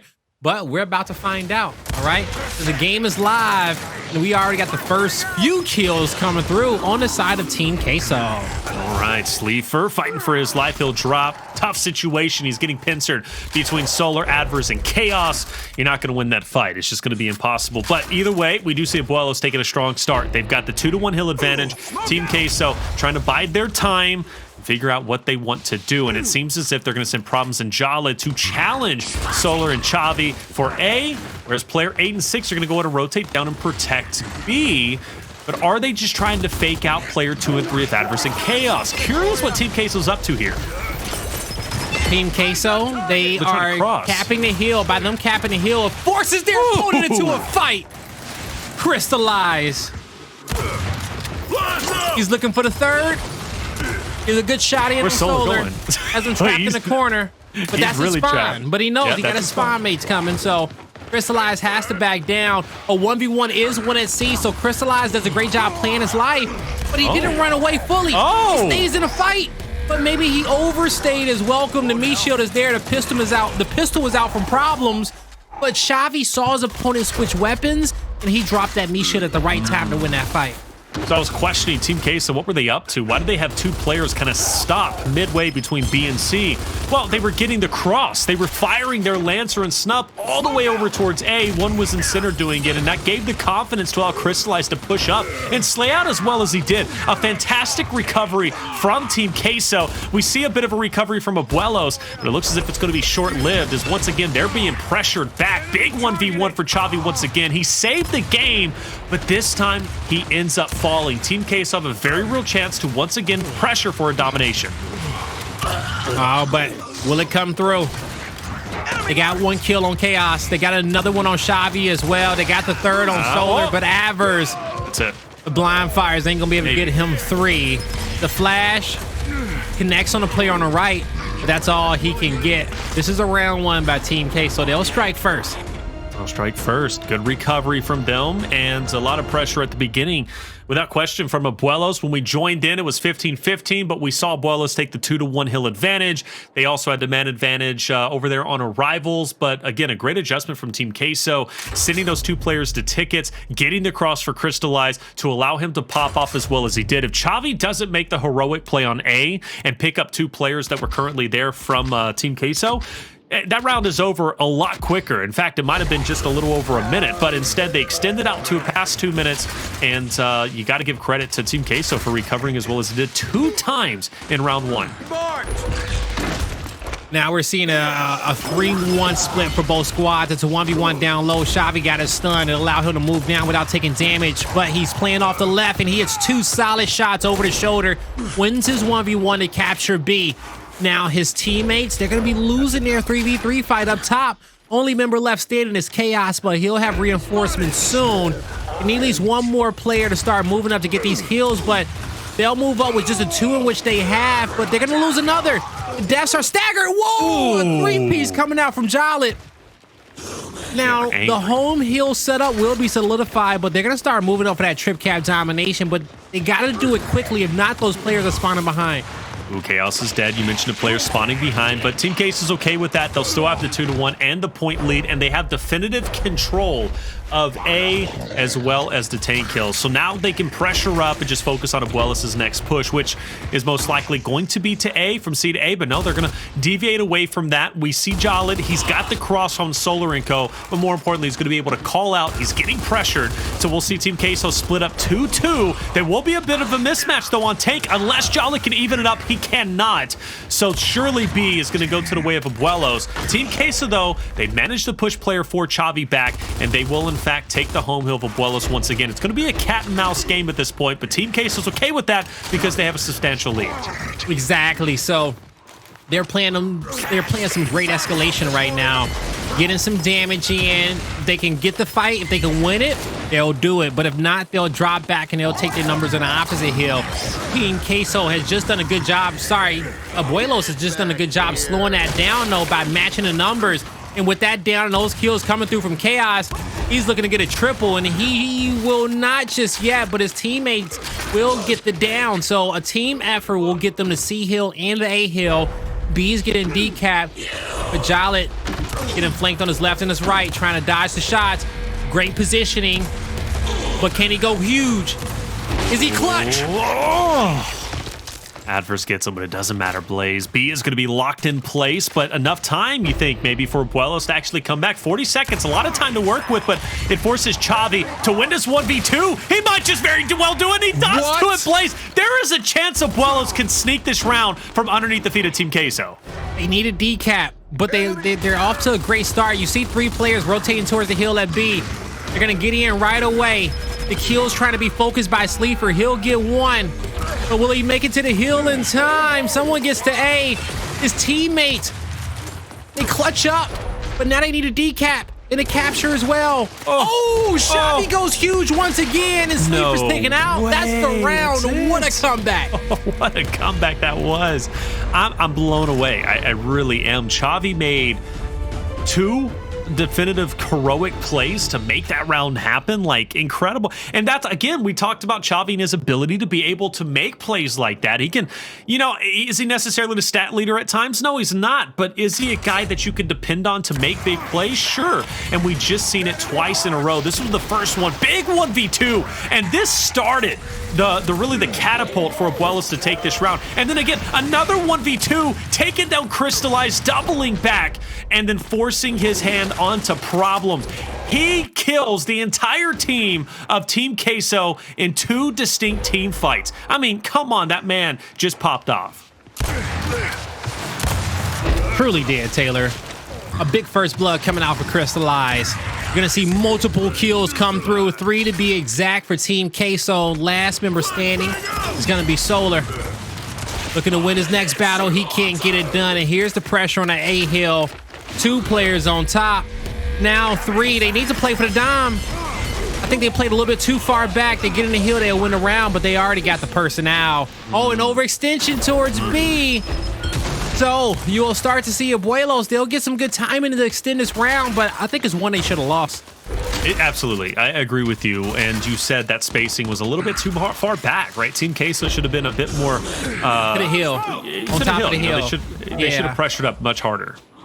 We had 1 player spread out wide to get the marks in the spawn, which left 1 player there to decap. But if they had 2 right away, they win that round for sure.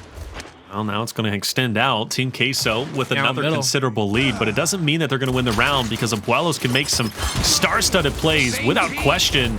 And look at the Wolfpack from them, brother. They're going to continue to push up. They take A successfully. Problems needs to pick up at least 1 here. And if I'm banking on any guy to take down, it'd be Chavii. But unfortunately for him, he's going to fall. Jaled will fall shortly after. And despite Team Queso having a great start and a good lead and almost a domination, Abuelos is right back in it. Oh, yo, no misthrow. No, he almost had it. Almost, but Cristalize hits the easy shot, locking in that B hill. A hill, C hill, locked in for Abuelos. They are in a position to be able to win off of 2, but it's going to be a while before that happens. Still plenty of action. Now, you got Team Queso, some solid shots coming in from Sleeafer, but his teammate couldn't get the chunk that he needed. Problems knows that he could not outshoot and out damage those revives that's coming through with the players of Abuelos. So close, but a beautiful blind fire over the top of the cover. Yeah. Cristalize on the flank gets the player at A, and now we're gonna see a pinch on C at the last two. Solar gets taken out. Easy clipsed, and now the pinch on A. Got something for you. There it is, 1, 2, and Cristalize picks up the final 2 remaining members he needed. Granted, does Team Queso win that round? Sure, but you know, they put the cherry on top with the nice 2-piece at the end. Incredible job from both rosters, but I gotta, this kill, by the way, from Proms was just nasty. That was sick. Like, Addvers didn't even know what hit him at that point, and this 2-piece from Cristalize, beautiful spacing with the challenge on the Chaoz. Like I said, cherry on top. Now, our weapon placements are pretty basic. We got Botox, we got Retro Lancers on the map. No centerline weapons just yet, but I would assume that depending on how this round goes, we may get one going into the 5th. Yep. Now, the question is... 3-1 spread. 3-1 spread coming out here from Abuelos. They forced Team Queso to have to match their numbers. Good job to Chaoz being able to play back and get those marks for a squad. A 1v1 down low at B. It did get captured right away by Sleeafer, but that put his team into the defensive position. But now all he has to do is play for his teammate not to cap the hill. Sleeafer's doing a good job putting out some damage. He has to go wide. Chavii's out putting it right back, Blaze, and Chavii will in fact get the cap here. And that's the thing. If Sleeafer's going to continue to give Chavii spacing, Chavii is going to pressure on the B. He's going to get there. So Sleeafer has to be a bit more aggressive in the way that he takes this 1v1. He loses that. And now it forces Team Queso in the 3v3 to pressure up and win their fight, which, thank goodness, Jaled gets that first blood on the Solar. That's going to help out quite a bit, but you got to continue to push up. But now you got to watch your back. Chavii's on the flank. Oh, but now we'll see if he can get the pinch. The damage was there. That allows Abuelos to clean up. They're on top of the A hill, but it's going to come down to a 1v1 at B to see if they can get the trip cap now.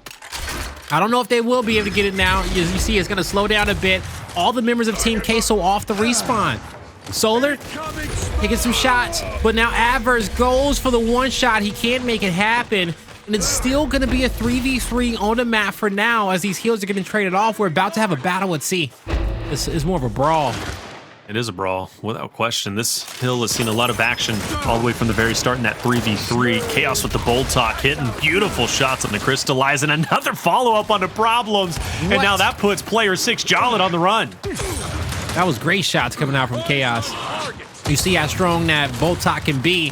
What? Jaled trying to take one to the grave. I'm loving his movement, creating a lot of opportunities, but you saw his opponents just keep backing up.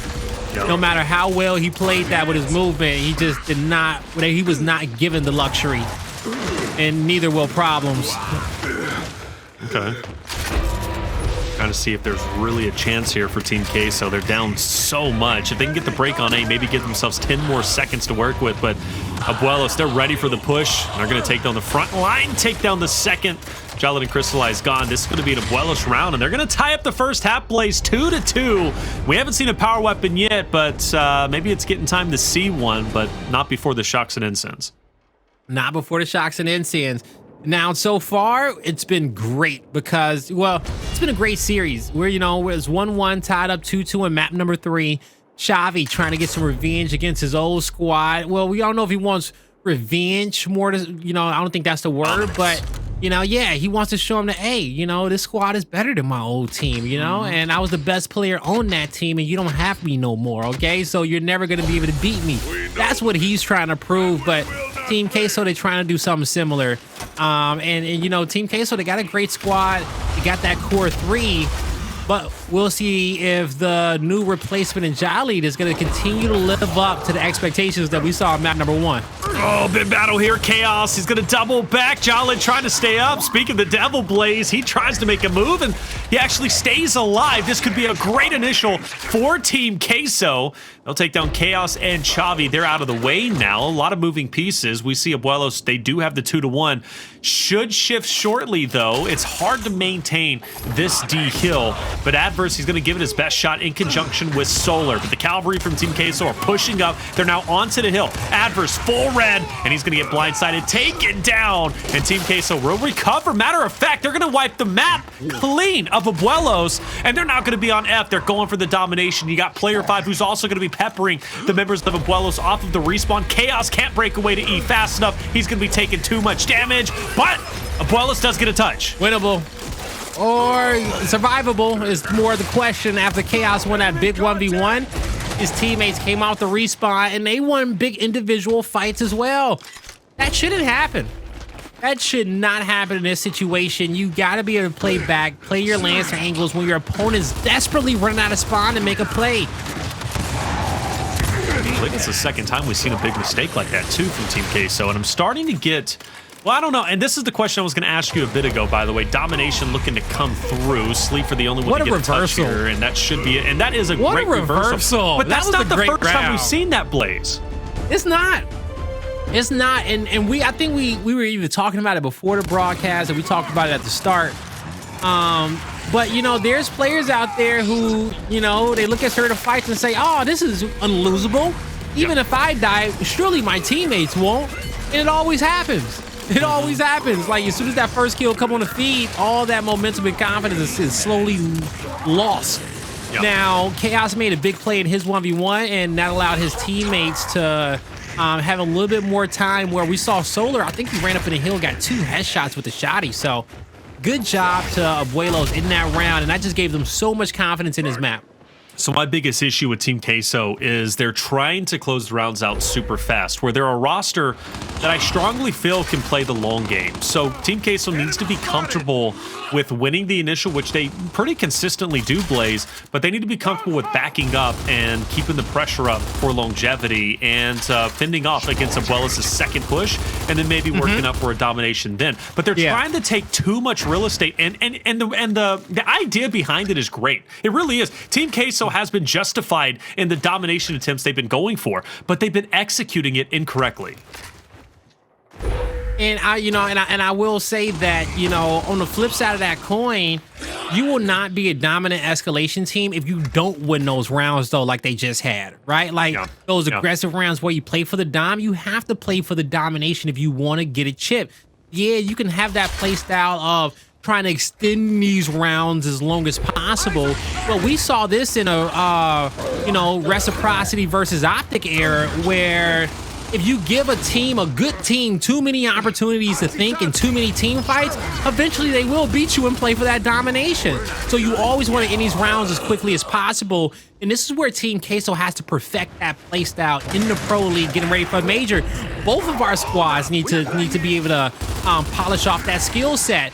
And now we're seeing Abuelos, they just got their kills, 4 dead on the map, and they slowly pinch in for this trip cap domination. They play it well, close to being perfectly. And there it is. That's going to be another round, 4-2. And map 3, Blaze, you said it needed to be one from Team Queso, and unfortunately, it looks as if they might be losing this, and it doesn't matter what TQ is doing. It's just the execution is fundamentally flawed at times. And, well, Abuelos, they're taking that away, and they're comfortable with that. And the reason why Abuelos isn't a team that, at least I noticed, that is comfortable with the longevity game where Team Queso will be, but Team Queso is trying to fight fire with fire. I'm just going to full send it. Let's just see who wins it off the initial, and that simply isn't going to do. Sniper down, and that is one of the win condition I mentioned that Abuelos is comfortable with, and now they're also on arrivals, which means they can go for a quick pick. All right. There we see them spreading out wide for it.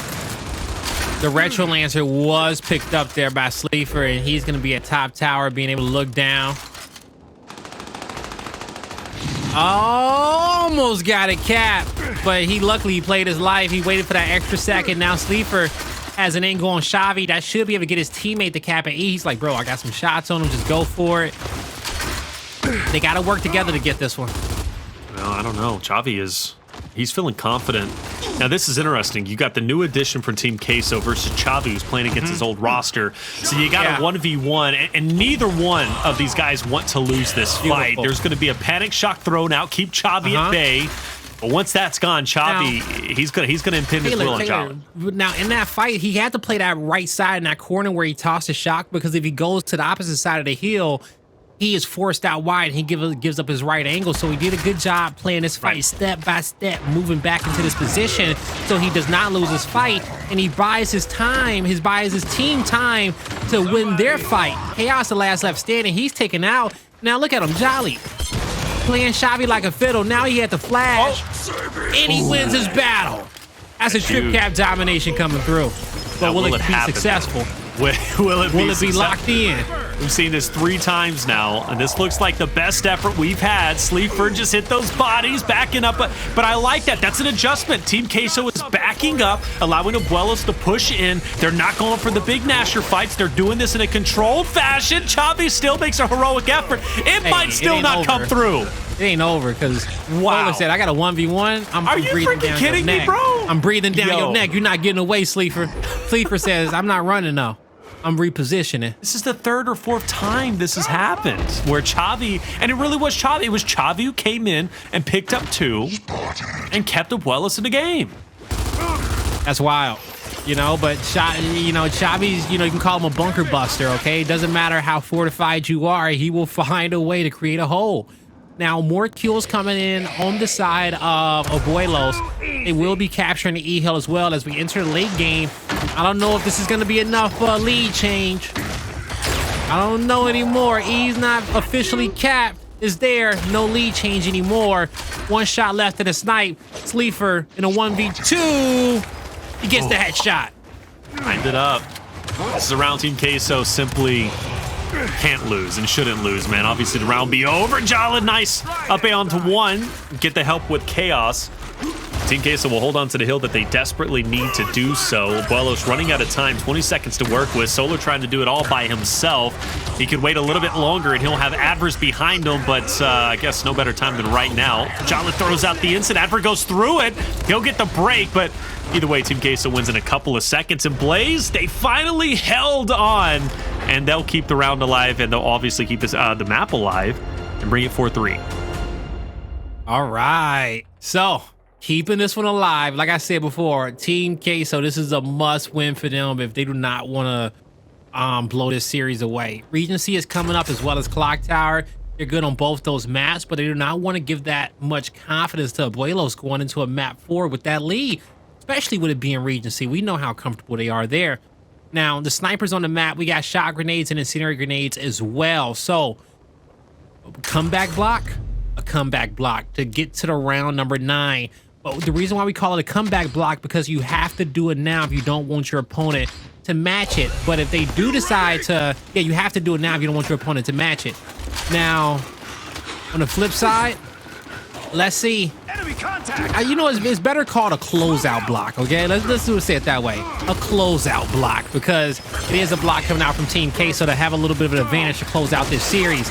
Now, Cristalize moves in. He gets taken out, and it's Abuelos feeling good. Feeling good, maybe. Team Queso still with the 2-1, and Sleeafer's giving him a hard time. He'll close the gap and take down Solar, but it's not going to be enough to pick up the 2. We'll see recovery from Abuelos. Chavii needs to protect his life here. He's got a shock. He also has the sniper. He'll send that shock flying. Full red for the longest time, and unfortunately, his luck has ran out. He'll drop, and I believe drops with sniper in hand, so it's going to be on the ground here, and now the secondary fight for snipe is underway. Oh boy, and it's gonna be a fight won so far by Abuelos, as you're gonna start to see the shots coming in from Chaoz, trying to push back his old teammate in Sleeafer. The flash, it connects, and it buys Sleeafer some time to capture the hill. That's a lot of points going over towards Team Queso, and they did have a little overextension from the E-Hill, but at the end, they have the lead. Now, we've seen them blow this lead about 2 times already in this map. They can't afford for it to happen one more round. Not at all, because they'll obviously be losing here. So this is a must-win round for Team Queso, and also a recovery round to send it to round 9. Against any roster, when you've had that lead, it's tough. It's a tough pill to swallow, and it does put more pressure onto you, which I think Team Queso can handle quite well. But we do see Abuelos fighting back. They recover the lead once again, and this tank fight seems to be going their way, unless some heroics from Jaled come forth, but they do not. And Abuelos is going to be on all 3 hills, going for the domination. Player 8, the last one alive, and he's looking to push in, but he's not going to get there in time. And Blaze, it will end 5-3, and Abuelos will take a 2-1 lead in the series. Man, that's a hard map victory coming out from now. We see Chavii at the top of the feed. He goes +1 on a KD, but you add in those 21 assists, and he's an entirely different breed. Chaoz on the flip side, he goes +8 with 14 assists. The entire team is absolutely fragging. You know who the main slayers are for that Abuelos squad, and they are popping off. Now headed into map number 4, we'll see how Team Queso can adjust. But I will say that I am happy to see playoffs. Okay, that's what I'm gonna have to double. Okay, when he start making double kills in the map to get his team these round victories. So Chaoz, he is in that main slayer role. That's what he's been playing, and that's what I like to see from him, because I feel like on some of the other squads he's been on as of late, he's been either maybe in a 1v1 position, more of in a support role, filler towards the back lines. But for this team, he's looking like pairs. Chaoz.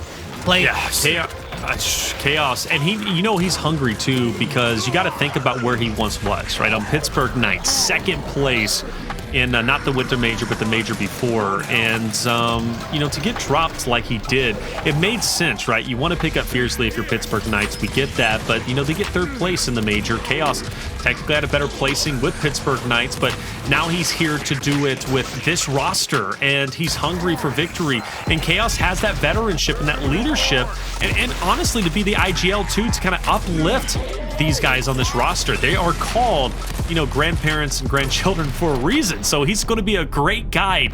And you know what? Chavii, I want to go back to him, man, because he finishes with the most damage, doesn't finish with the most kills. You pointed out Chaoz, right? But Chavii had the most impactful kills.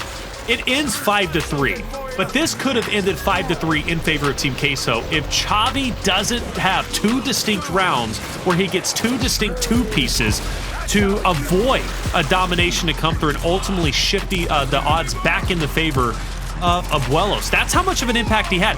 Chavii literally won, at least in my opinion, won this map for his team. Yeah, I'm with you.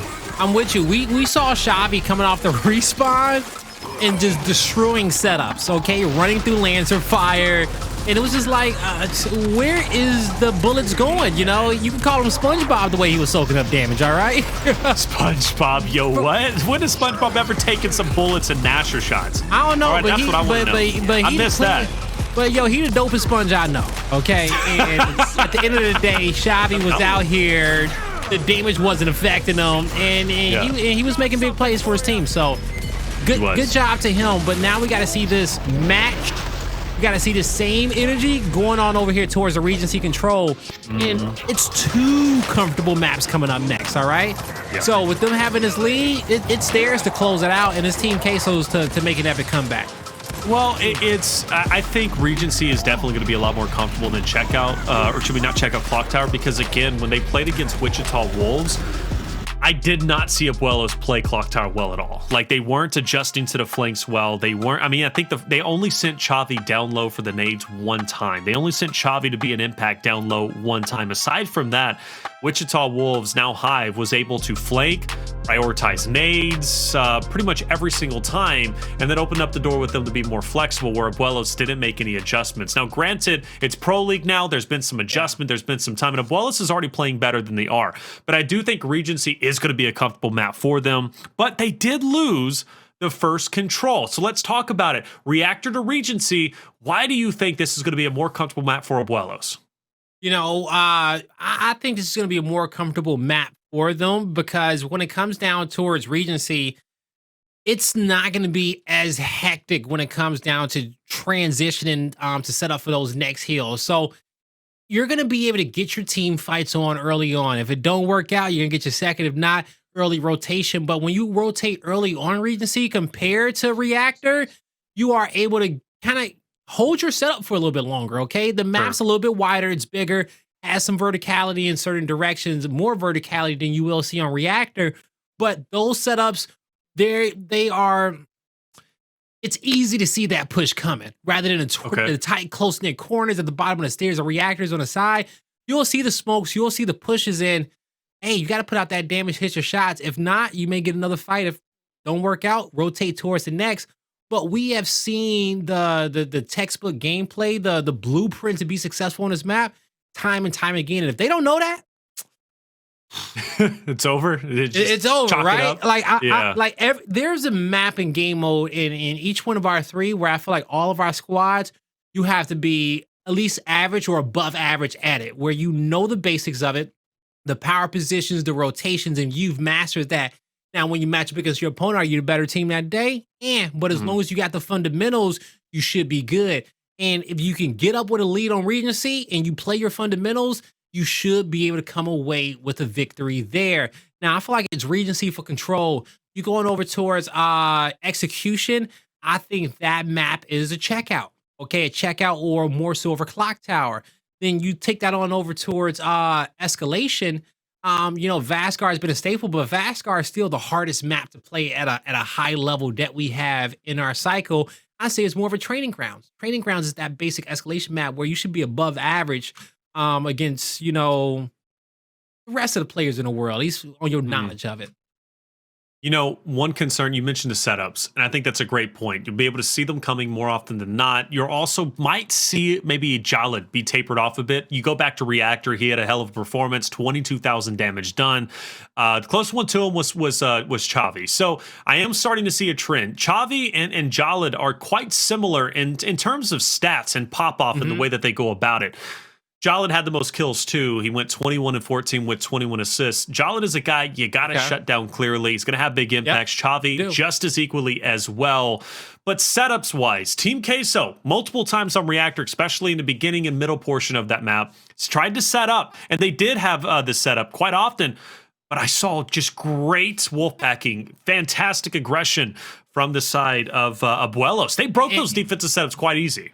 Then focus fire, right? Like you got to lean into that focus fire because you should see once you count the majority of your opponent's numbers, either they're going to be split up into a 2-2 where you're going to have to then split up into a 2-2, or they're going to be stacked up 3 players on one side. And if you see that, it's like, okay, well, they got 2 options on how they're going to make this one. I got nades, I got flashes, I got a lance of fire, I got a whole clip of 40 bullets. How you time that push, if you let your opponent make the first move, get the first flashes out, you better have the last ones on the ground. You see those smokes, you better pre-fire those corners because you know they're coming. Especially the game will play. The game will give you the best opportunity, especially if you play objective and control. Right. Once you got that lead, you see the clock ticking. You know they're in a desperate situation. They got 2 options at the route. Better unload that Lancer clip at the right time, get that early damage in, and stop them in their tracks, and be on the same page as your teammates. Regency, man. I don't see it for Abuelos. So I really don't know how well they're going to be favored on this map. I got to be honest with you. I really don't. But I do want to bring back into the mix Chaoz. We talked about, his IGL, his leadership in general, and how he can guide his team. Yeah. He did it on Vasgar clearly, and he even pulled up and had the most eliminations. He's going to be set up heavy, or at least be able to guide his troops appropriately here. But I think the biggest thing that he brings to the table, I mentioned even Clocktower and how bad that performance was, or the big mistake against Wichita Wolves during relegation where they, messed up the final play, even though they had a man advantage. And all that aside, Chaoz is a guy that can see those mistakes, not dwell on them too hard, and make the team stronger. So for Abuelos, I think they're a roster that can take L's, but come back even stronger in the next series. And that's going to continue forth through all of Split 3 heading into the next major. Yeah, and it will. It will. This Abuelos team is going to get better. Okay, they're going to get better week in and week out. And, I'm excited to see them. Excited to see them throw down. And because so far, what we've seen from this team comp over the 3 maps, and we got a chance to watch them, you see how it's formed with Chavii and Chaoz at the forefront of the fight, slaying out, picking up kills, being there. They're duos, okay? 2v2 duos, all right? And they know how to play around each other.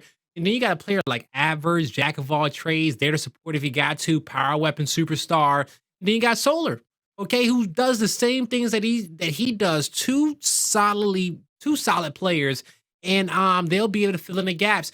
Reminds me of the team combo with Addvers and Tony, right? I feel like Addvers and Tony's kind of played the 2 roles, and they had slayers around them. So Addvers in a similar situation as his former team, and we'll see if this one works out a little bit better for him. We'll shed a tear, man, when you said Tony. This is the first time we haven't had Tony in the Pro League, and I don't even know how long, brother. Like, it has been a long time, my guy. Well, hey, I'm hoping, either as we go into the major or the next split, I'm trying to see some dream team rosters, okay? Bro, make it in. Those imagine. 5 spots, Yeah. you're gonna see players getting picked up, some super teams being formed for that last split, and I want to see everybody give it everything in which they got. And so we'll see, And with Tony and his new squad, hey, he's already out here winning tournaments, okay? They won the first Challengers tournament. With Kenny Cells and Lava. So Kenny Cells, Lava, and Toady. You know what I like about that? Because Kenny he obviously played the last major, and he came back, but I think he played in like the final weeks of the Challengers, or like he ended up qualifying through one of the last chance qualifiers, or however it went. But now the fact that he's actually consistently competing alongside that of Cells, Lava, and Toady, and they're gonna most likely play as a roster throughout the entire Challenger series, that's gonna make them scary more so than the Winter Major. And what makes it even more scary is that, like, okay, they're not playing in a pro league. Yeah, we got our best 10 teams here, but they will be scrimming them. They will get invited to E-Days. And if they can show absolute dominance and consistency in a Challenger series every week, it will be the darkest horse we've ever seen in any Gears tournament, okay? Going into any major. So watch out for them. I'm excited to hopefully see them on the E-Days, but when it comes down to today, we just watch an emergence erupt here on top of the first hill. 60 points remaining in it, and neither squad, well, power weapons acquired by Team Queso, able to pick up both, and now they get the nade kills. The shotty kills come through, but Sleeafer, the last one left standing. No nades in his back pocket, but he's looking for problems. He says, I got a few on the hill. Can you solve them? No, he couldn't, unfortunately. He got a body shot, though. He did get that body shot. He's going to miss another one. And I do like, I don't know if you noticed, Blaze, player 6 Chaoz, right? He ends up spawning way out in the map up the top side by M-Bar and takes advantage by rotating all the way through, getting onto the backside of problems, but now more importantly, helping his teammates break onto the hill, but establishing control of the spawns. I say establishing control, he actually pushes really deep into the current hill, so he's going to give up the hill currently, but you got 7 and 8 who's going to be over there, so all is not lost. Great play from Chaoz. Now it's up to Team Queso. They don't have spawns, but they do have real estate, but for how long? For how long? Now, Solar, he's able to help with 2. Him and the squad, they get the 3rd. Okay. Now, Abuelos, they're set up. They got a player down low watching the flank there in Chavii. He's watching stairs as well. They're looking for the marks, looking for the intel. Chaoz is going to get a little bit closer to his duo. He saw the reload. They got Mark on 1. They saw 2 players approaching from the stair side. They're going to have the pre-fire. The shots coming through. Chavii with the right hand. Chaoz had to shift over and go help his teammates in the fight. Chaoz, Jaled. He's going to be able to get the down. Chavii will win the 1v1. And on the hill, it's going to be Abuelos' team fight win. And now they're going to continue to collect on time.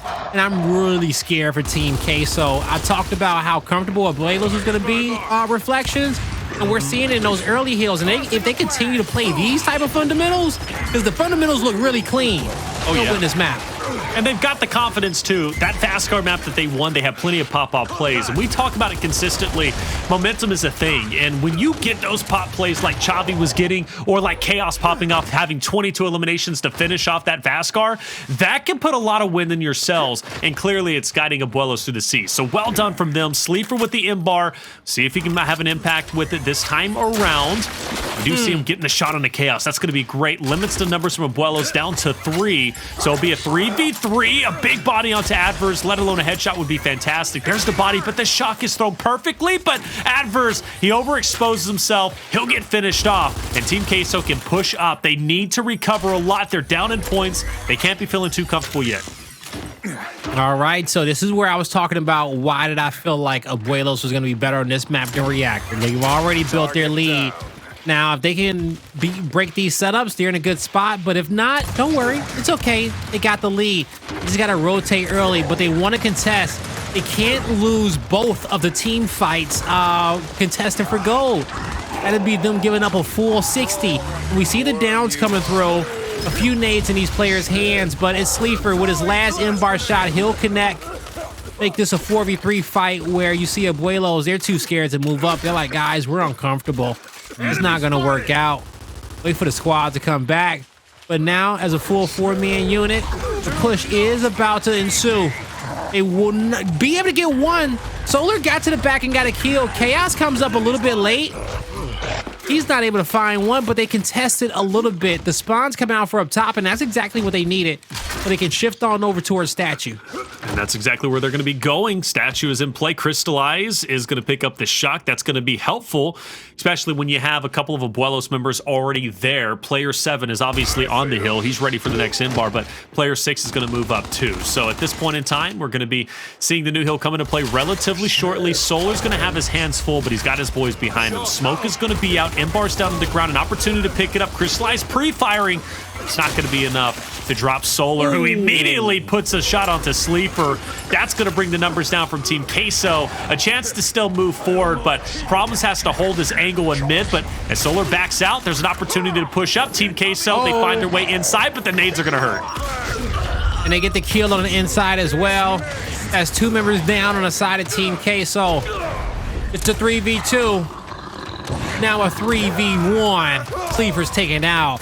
And it's going to be Abuelos. With that early rotation, they got into the fight. They come out successful. And now they will continue to build on time on this hill. So far, you got Team Queso. They've been doing a good job trying to just cut the lead and get back into it. With that success they had on the last hill, they did that. Only down by 32 points. With Sleeafer getting that kill there towards the outskirts, Taylor, you're going to start to see the pinch. He's isolating a 1v1 to give his teammates a clean fight, but it wasn't as clean as they wanted it to be. Problems on the flank. That's a clutch play from Addvers. He'll save his squad. And now, Abuelos continue to collect on that time. It's 40 left, and they'll win 2 fights back-to-back. I don't see them getting contested again by anyone but Sleeafer. Sorry, but Cristalize. Yeah, Cristalize. He'll try maybe, who knows? You do see Team Queso. Look at them. 3-man push. Jaled, Cristalize, Sleeafer coming up from mid. 20 seconds they want to fight for, and they'll get it. I mean, Abuelos completely backs away, says, fair enough. We'll focus on next because Team Queso's got to go straight. It is smart because now Abuelos, they're going to have Team Queso before them, in front of them, which means they can control them a little bit easier.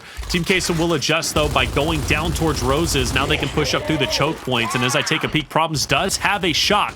So there is a chance Team Queso can take over this hill pretty convincingly as long as that shock is placed perfectly to force out Chavii. You know, my smart comment was coming in from, I thought Team Queso was going to try to break that hill from the high side to take the spawn, but they went low, but they got a shock grenade for it. And with that shock grenade, they force these players off the cover.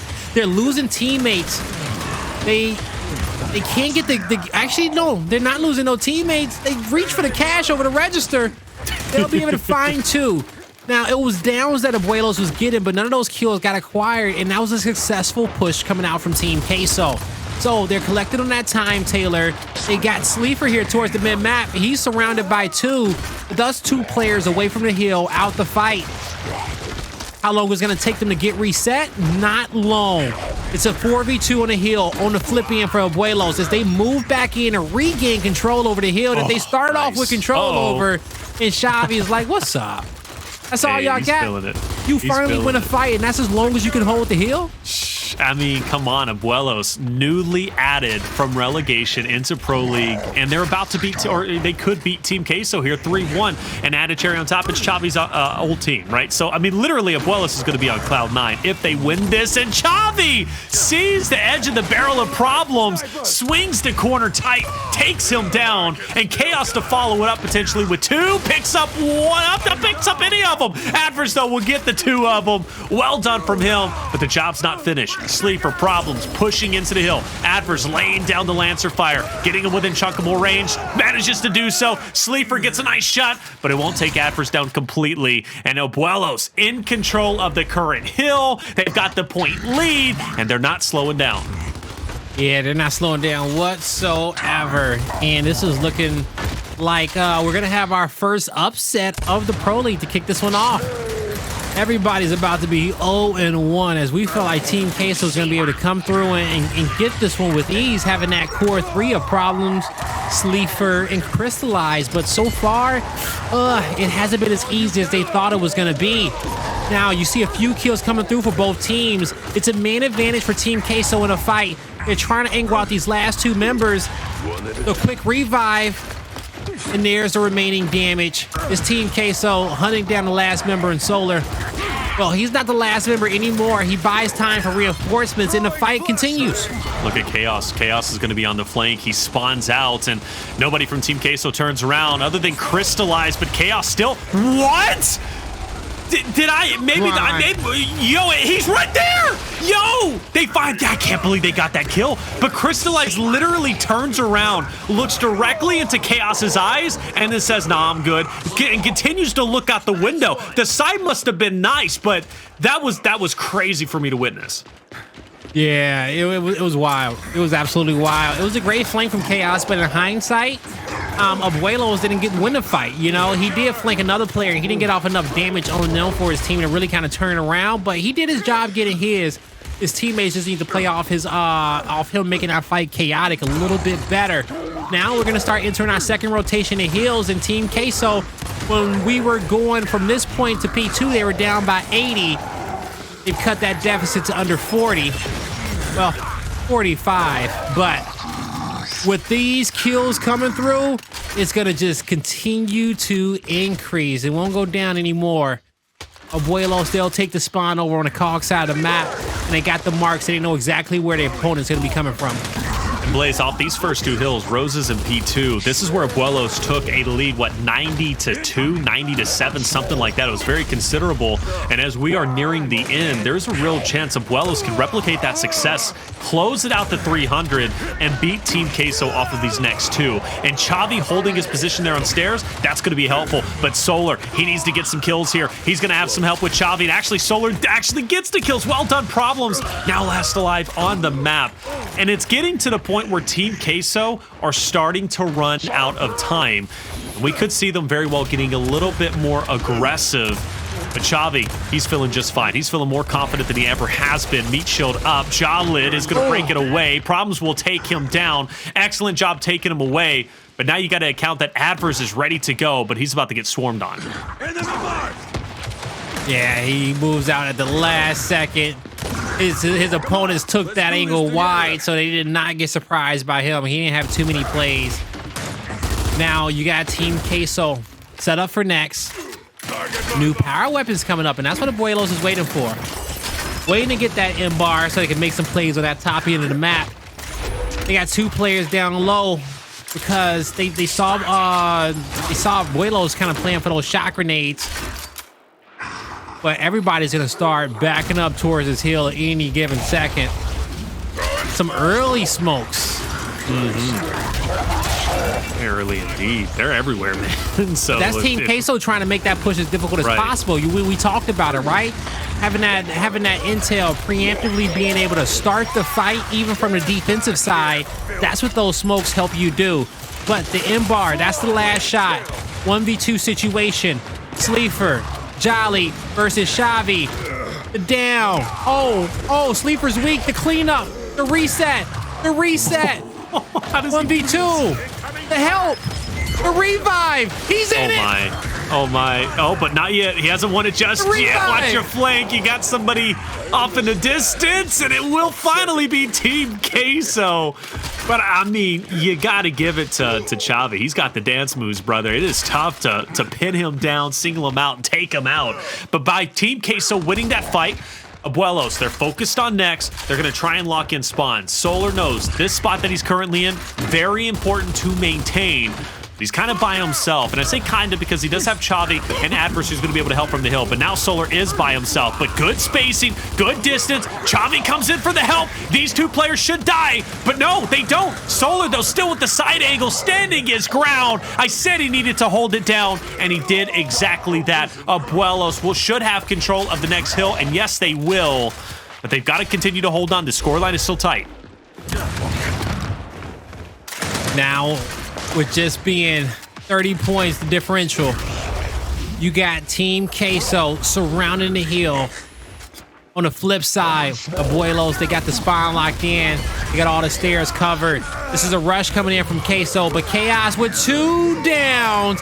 He locks the inside up, forcing his opponents to have to go over there towards his teammates, and it was a perfect setup. Now, 40 more points needed. The push coming in from down low. Team Queso, they were not successful. Well, this is the first time that they had to play this heal from this side.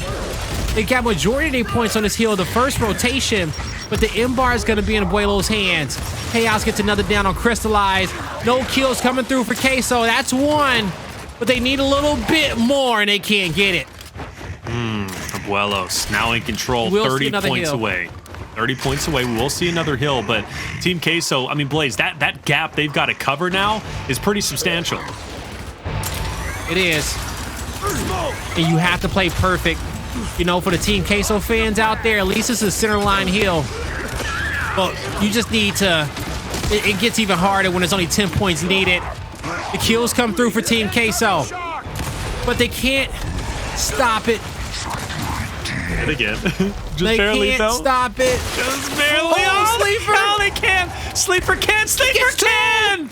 Wow, he does stop it, Blaze. 2 points away is Abuelos. You cursed it. They will. They will. Okay. How you go set it up now? So the setup, like, I like the play coming down from the bottom of the stairs from Abuelos, but Addvers, he got the biggest kill of the game, of the map for his team. Maybe the series, because it'll win him. But Jaled, he responds. He makes it a 3v3. The hill's contested. His down's on the opposite side. Sleeafer gets his. Jaled, he stays alive. Chavii. He can't get his, but it's two more coming. He broke time. They can't get 2 points. They can't got the get spawns 2 for points. next. Player 4 and 8. Who's player 4?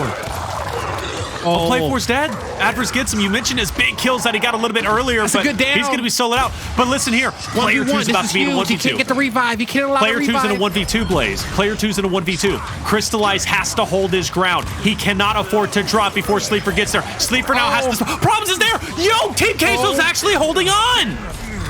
The 299! The revive, 2v2. They win it. It's a 2v1. They hold. Player 2 can't leave. He's running What down am low. I saying? It's a race. 2 and 4 versus 5. Now Cristalize, he gets the angle and they force him down. No This is exactly what he shot. wanted to be. The entire team trying to come. An M-bar in hand.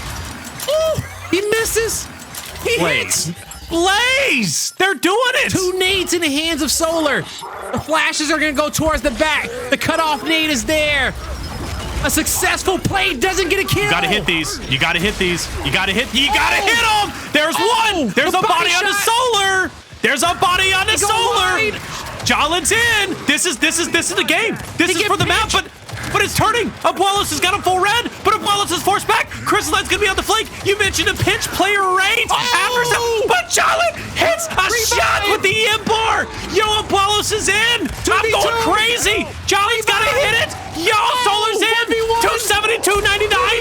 Kill them all. They're gonna get the spawn. Now Addvers, they don't get the spawn.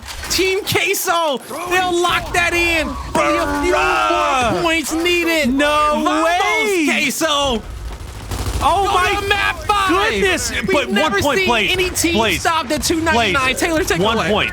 1 point. That's it. So 1 one point. successful 1 break. point. Here it comes. And they will get a gotta touch. push. They will get a touch. They will get a touch. The last 295. fight. 295, 299. Oh my gosh. Yo, Cristalize picks up 1. Cristalize picked no. He didn't get 2. He didn't get 2. Sleeper's going to be on the flank. He's going to take down Addvers. Chaoz going to be on the other side. Chavii's also going to be Yo! Team Queso 300 to 299. They're sending it to a map 5, Blaze. Wow, we have never, ever seen a team at 299 not successfully be able to complete it. We saw a lot of 298s, some 297s, but when their backs against the wall, Team Queso, they came through. Now we gotta go on over towards the map number 5. It's Clocktower. Who's coming out on top? Don't go anywhere. Gears Esports is here. Welcome back, everybody, to an explosive series here for the Gears Pro League Split 3 Day 1 between Abuelos and Team Queso. I'm just over the moon right now, Blaze, with how that ended 300 to 299. You called it. Regency is a map that allows for comebacks like this to happen. I have seen 300 297. I've seen 300 298.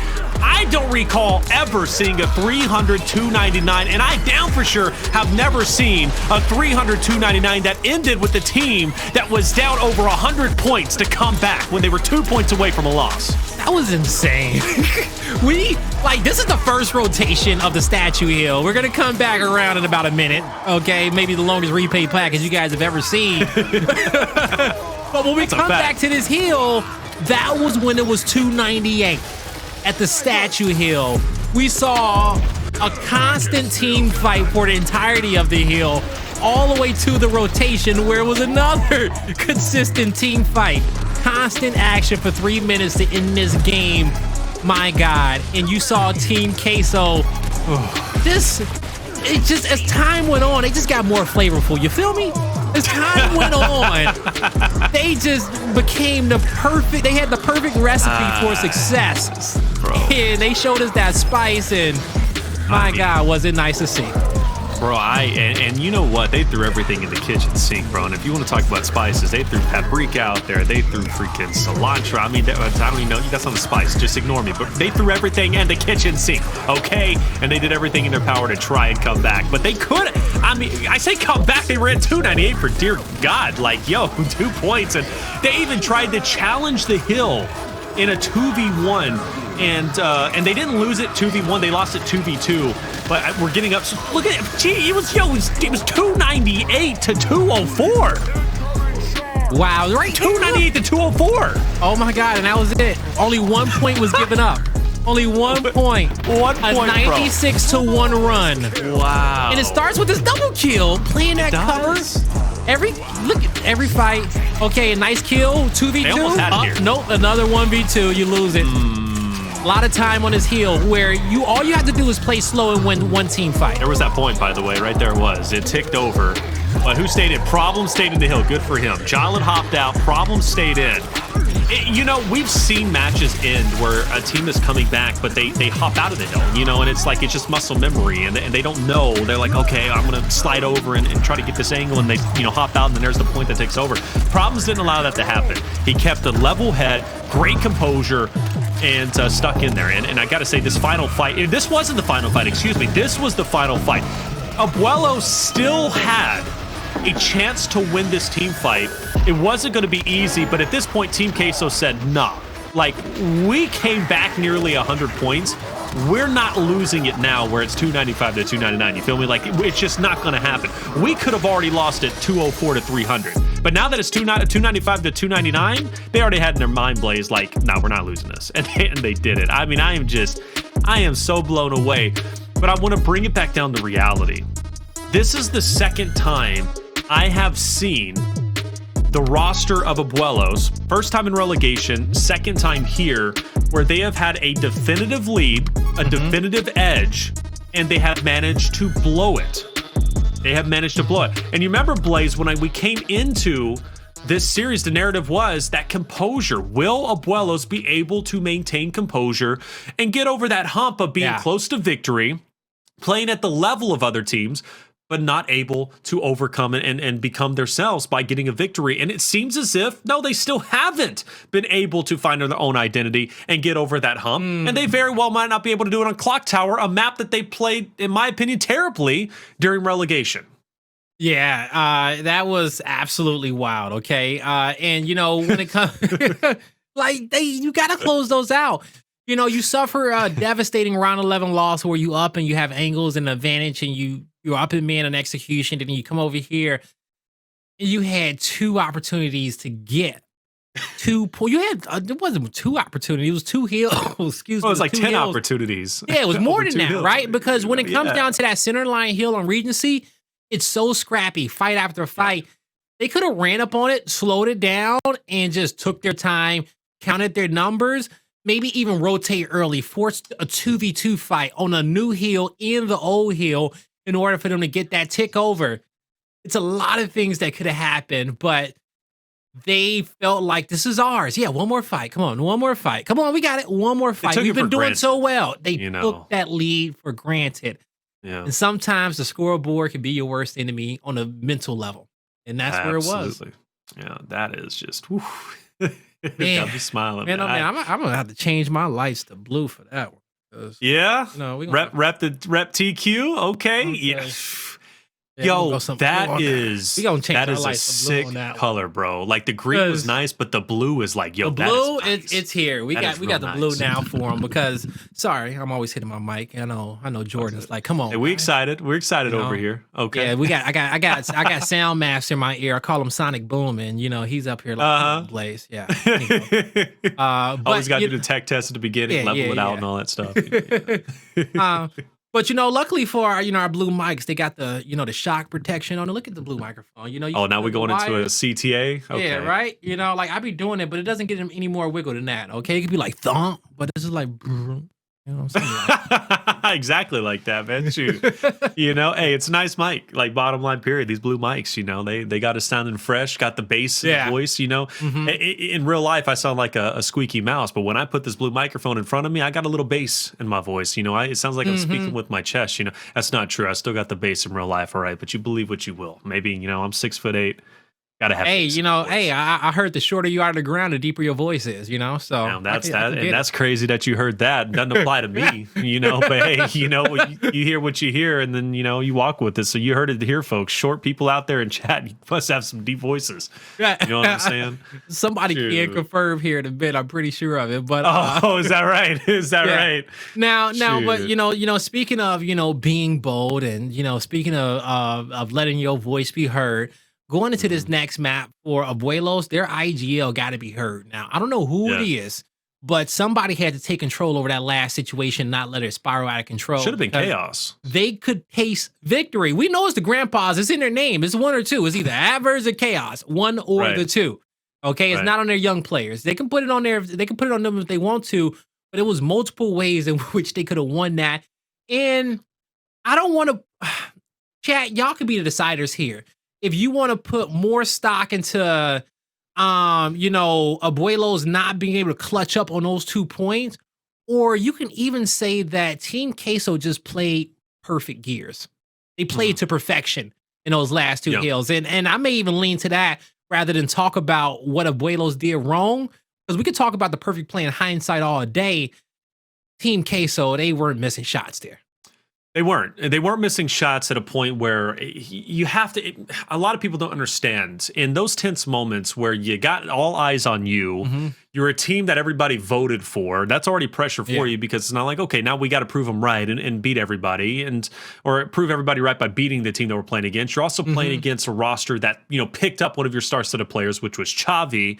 And not to mention you're 2 points away from a loss. Like that pressure is crazy. But sometimes it makes a diamond, and sometimes like you look at Bronny, for example. Bronny had, the most pressure put on him, aside from, I think, really from TJ, when TJ joined that UIU roster after Mental ended up separating from Gears, and retiring. So Bronny took that pressure, and he won a championship. KCP doesn't win the major if Bronny doesn't play up to a certain standard. That's just the way it is. And it's the same thing here for Team Queso. They took that pressure, they made a diamond, and they got the victory. That's not easy to do, but that's the composure Team Queso has, and I love that. I really do love that, man. And you said don't bet against Sleeafer. You can't bet against him, man. 26 kills and had the most impact plays towards the tail end. He did.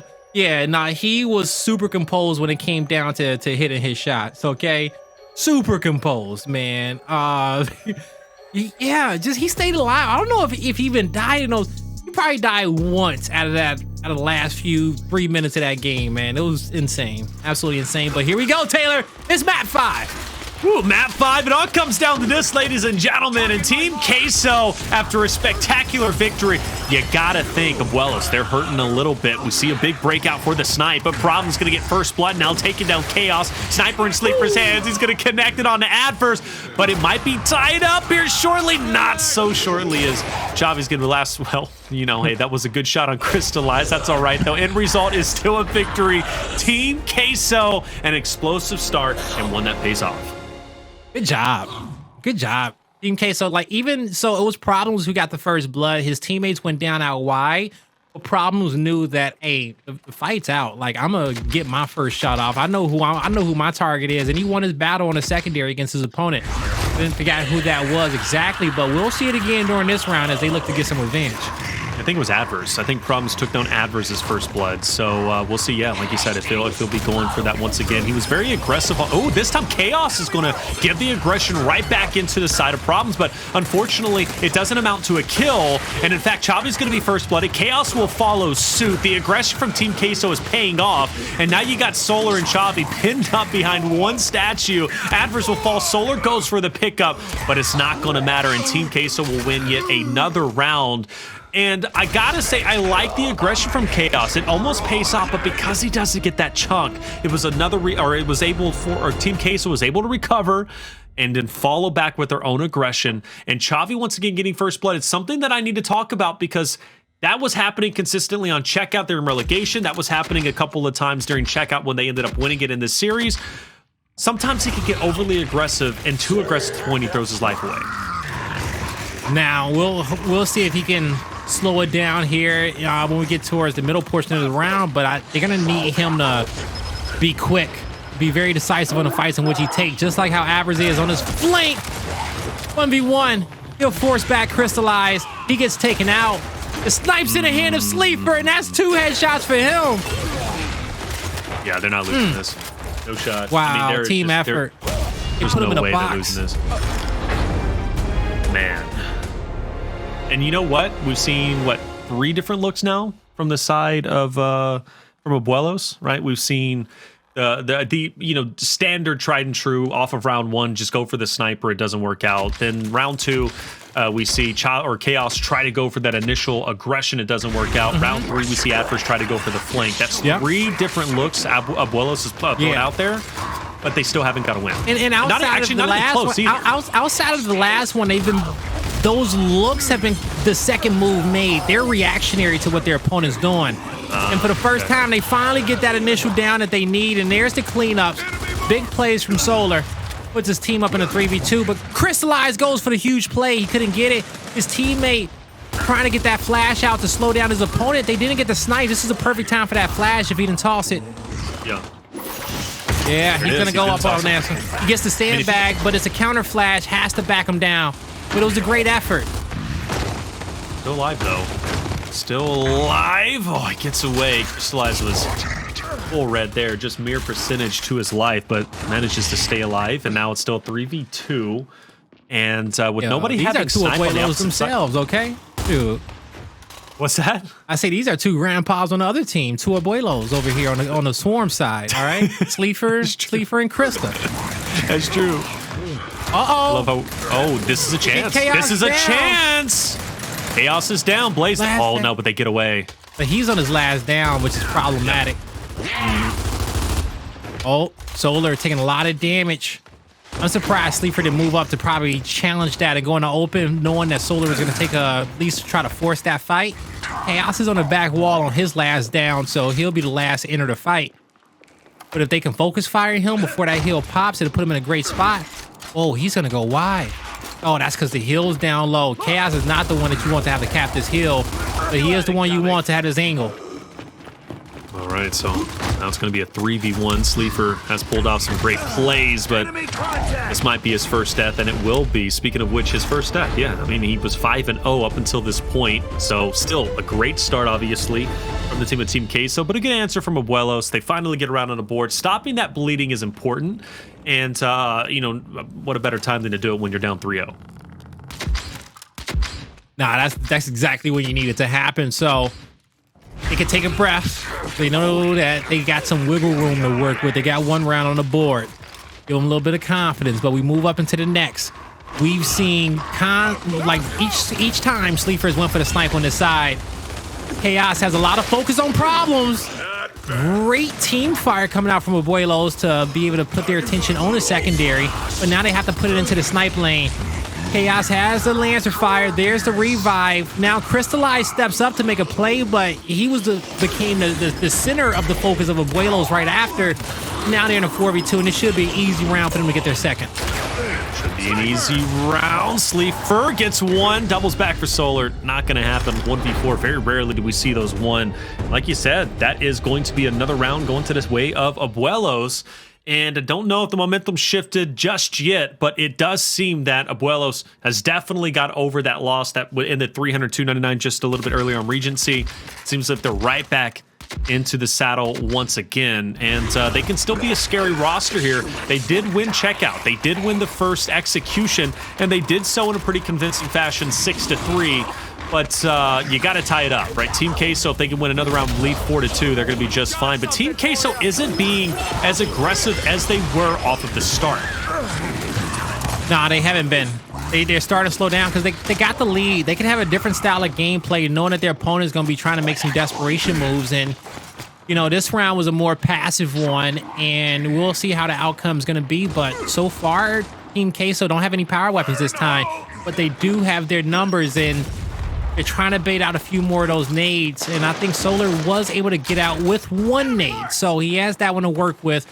We saw the heal down low go towards the center car, and I think it's going to move up top for the final portion of the round. That's a good nade on that back pillar. Bounces super wide, though. That player stuck in the corner. Jaled's playing his position very well. Quick revive. That should be a 3v3. Oh, now it got flipped around, flipped upside down. It couldn't execute 2v2. Still anybody's game, though.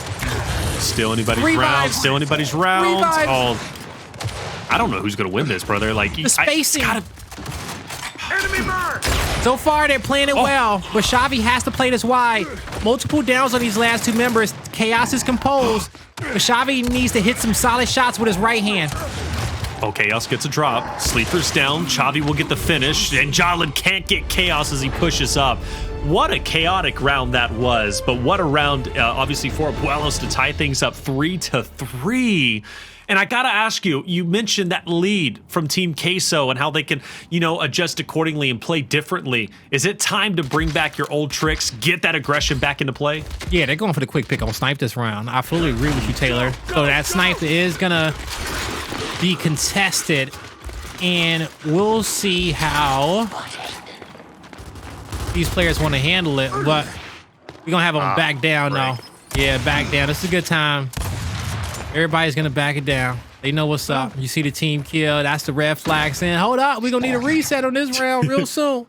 At least it was Chavii this time around, right? It wasn't Sleeafer. So we're gonna pass the blame over to Chavii now from Abuelos. Before it was Team Queso, so they'll share a bit of the blame. This has been a long series. I gotta say though, I'm really not that disappointed. You know, sometimes long series with resets, they can be annoying, and it is annoying at times. But that 300-299 makes it okay for me. It really does. Like that match, that map genuinely made this series worth it for me, so I'm okay with it. I don't know about you, but I am. Yeah, no, it's same here. That map was worth everything. It really was. Okay, you missed out on that map. You missed out on a lot. You got to go back and watch map number 4 of this series. The comeback 300-299 victory from Team Queso to put them up in this position. Now they're the ones who are on choke watch, so to say.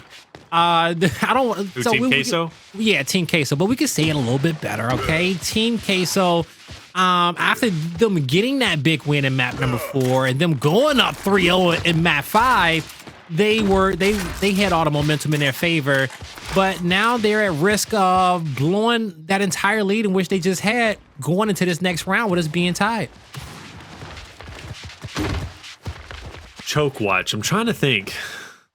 Does sound better than Baywatch in a way. Doesn't? No, it doesn't. It doesn't sound better. It doesn't. Baywatch was a fantastic shot. Yeah, choke watch is weird. No, it's or suffocation patrol. No, I'm not even trying to. No, I'm not. Airwatch. I'll be honest with you. I was just. What'd you say? Airwatch. Airwatch too. Yeah. Probably Apple got that one copyrighted. True. Actually, they do. Right? Apple Watch, Watch. They definitely locked it down. Nah, it's gonna be some combination of like. Well, let me stop. I'm not gonna say too many airs. Yeah, that's true. You know, but because they ain't got nothing on Dropbox. What's up? But facts. Dropbox OG. But the thing is, I was gonna say choke watch. I don't know if that's appropriate, only because I don't know if Team Queso can really choke this series anymore. And the reason why is they're playing on borrowed time as it is. You know, so can you really say they choked it? Because they were playing on borrowed time in map 4, but then they actually got some time of their own. Right. Watch me work. You might learn something. That's fine. We'll say choke watch. I'm okay with that. Why not? You know, or we could, we know we got to talk about it from the positive side. Watch, we could say it's a clutch alert coming through. You know, clutch alert. We could stay on the high side, glass half full. You know, but I know my community, and sometimes y'all like us to be a little toxic. So you know, do you know your community? 16 years. I do. I know my community. I do. 16 years long enough to know your community. It should be. I will hope so. You know, like is 16 years long enough to know your family? Well, that's a good question. So we could ponder on that one as a whole. We could have a whole diatribe about that one. Yeah, but really you know that's one emergence hole that we will not dive into. That's the second time you said emergence hole tonight. I just let to be known, man. Yeah, I have. And that's a new thing. That's a new thing coming in for split 3. All right, emergence hole coming to you from Blaze. I don't know how many probably. I wanted to ask you a question actually a little bit earlier when we had that pause. I don't know why I didn't think about it. 16 years. 16 years, man, that's a long time. So out of 16 years, surely you've got to have a favorite moment in Gears. Whether it be competitive, whether that be just, I don't know, just anything. And it doesn't even have to be you casting. It can be you competing. I gotta think about like titles, right? Like I gotta go on a year by year basis the way that my brain is set up. You know, because I've seen so many of them. You know, back in Gears Season 1, 07. You know, probably the coolest thing about that was the first event in Meadowlands, seeing everybody come together. You know, everybody come together. We mentioned a lot about that parking garage, but what made that moment special is that was where we kind of put the name to the gamer tag for the first time. You know, and so. That was really cool, and that entire event atmosphere. The next year after that, 2008? Ooh, cool moment. You know, what was dope about 2008 was the first time I got a chance to go to 2 esports events back-to-back weeks. Okay, you know, we were in Orlando. Years, yeah. Okay. MLG Orlando, WCG Orlando, 2008 was a fun time, just a fun experience, you know. Yeah. To be in back-to-back tournaments like that. You know, 2009, the World Championship was fantastic. Columbus was great watching NBN win. ZYN win in Dallas in 2009 was really awesome because they were an underdog team. They were our hive, so to say. You know, they were our hive roster then, and to come out with their first victory. And they did it with their way, which was really cool because they played differently than everybody. And they said, it's going to work. Don't worry. It's going to work. Don't worry. And it worked. And it got them a chip, you know? That was really cool. Optics Dynasty, Mexico City event, reverse sweep from the losers bracket was great. There's a lot of moments, but that's what it says. You know, I didn't think you could bring it down to just one, but I wanted to ask you, and we'll continue this, I'm sure, throughout the broadcast. We will, throughout the entire split. Yeah, throughout the entire split, you know, and maybe even the next split after that, right? I just want to continue to just, you know, recap and hear about everything from your experiences, which has been great. Into round number 7. We're all tied up 4-4. We did see one drop, but no worries. Everybody's back into play. Chaoz has been known to be aggressive. Cristalize has been known to be aggressive. Will either be aggressive here. I doubt it because you've got 2 back pillar players on the opposite side for both ends. So it's not easy to make that push without getting absolutely beamed. I say that. Krista, though, will push back Chaoz. And we're back to a reset. Back to the reset. Now, we see Solar moves up there to the secondary. Almost a third dairy at this point. But the bank of the flash stuns Krista, gets Chaoz one shot, but you saw the pre-fire coming in from the right. Everybody knew as soon as that flash went out, somebody had to make a play off it. But once the dust was settled, a kill still comes through, problems taken out, and it's a 3v3 with a sniper in Chavii's hand. Yeah, I think he was on his last down and out, and that's the risk you take sometimes when you overexpose yourself and you take too much damage. You get on your last down and out, and you run into a bit of trouble. And that's what happened to Problems. Solar, though, does get the nades. Good on him. That's going to help Abuelos' case even more, especially with Chavii having the sniper, but not able to find any victims. But this is a great hill to have the sniper as well as the nades. This is going to be very difficult for Team Queso to overcome.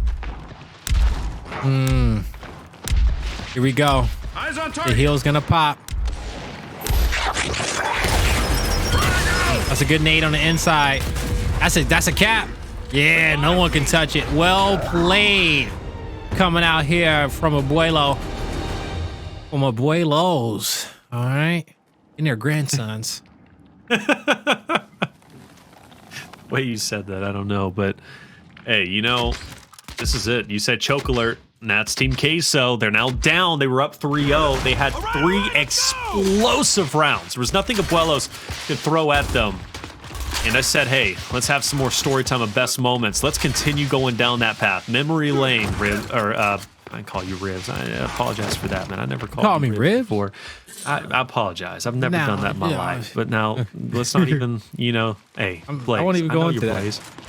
Hey, you know, Hey, I don't. Yeah, check this out. If you want to call me a goat, I'm not gonna get mad at you. All right, like you know, I can only hope to win my first and last event and win multiple titles and be a part of a dynasty. You know, I can only hope to be so clutch. You know, be a clutch observer. You know, it's only so many. But chat things challenged you earlier too, and you answered right back. Yeah, I did. Yeah, you know, Ribs entertained you guys as a player, and then he entertained you guys as an observer. And you didn't even know. You know, well, I think you guys do know because we talk about him a lot. We do. We talk about Ribs quite a bit. We do. Big Ribs. How can you not though? I think the chat. I think everybody in the chat has will want a Ribs jersey if they can get it. Yeah. Yeah. That'd be hella cool. Hey, they should want one. You know, that thing is a classic, boy. I think you probably get like a good amount on eBay.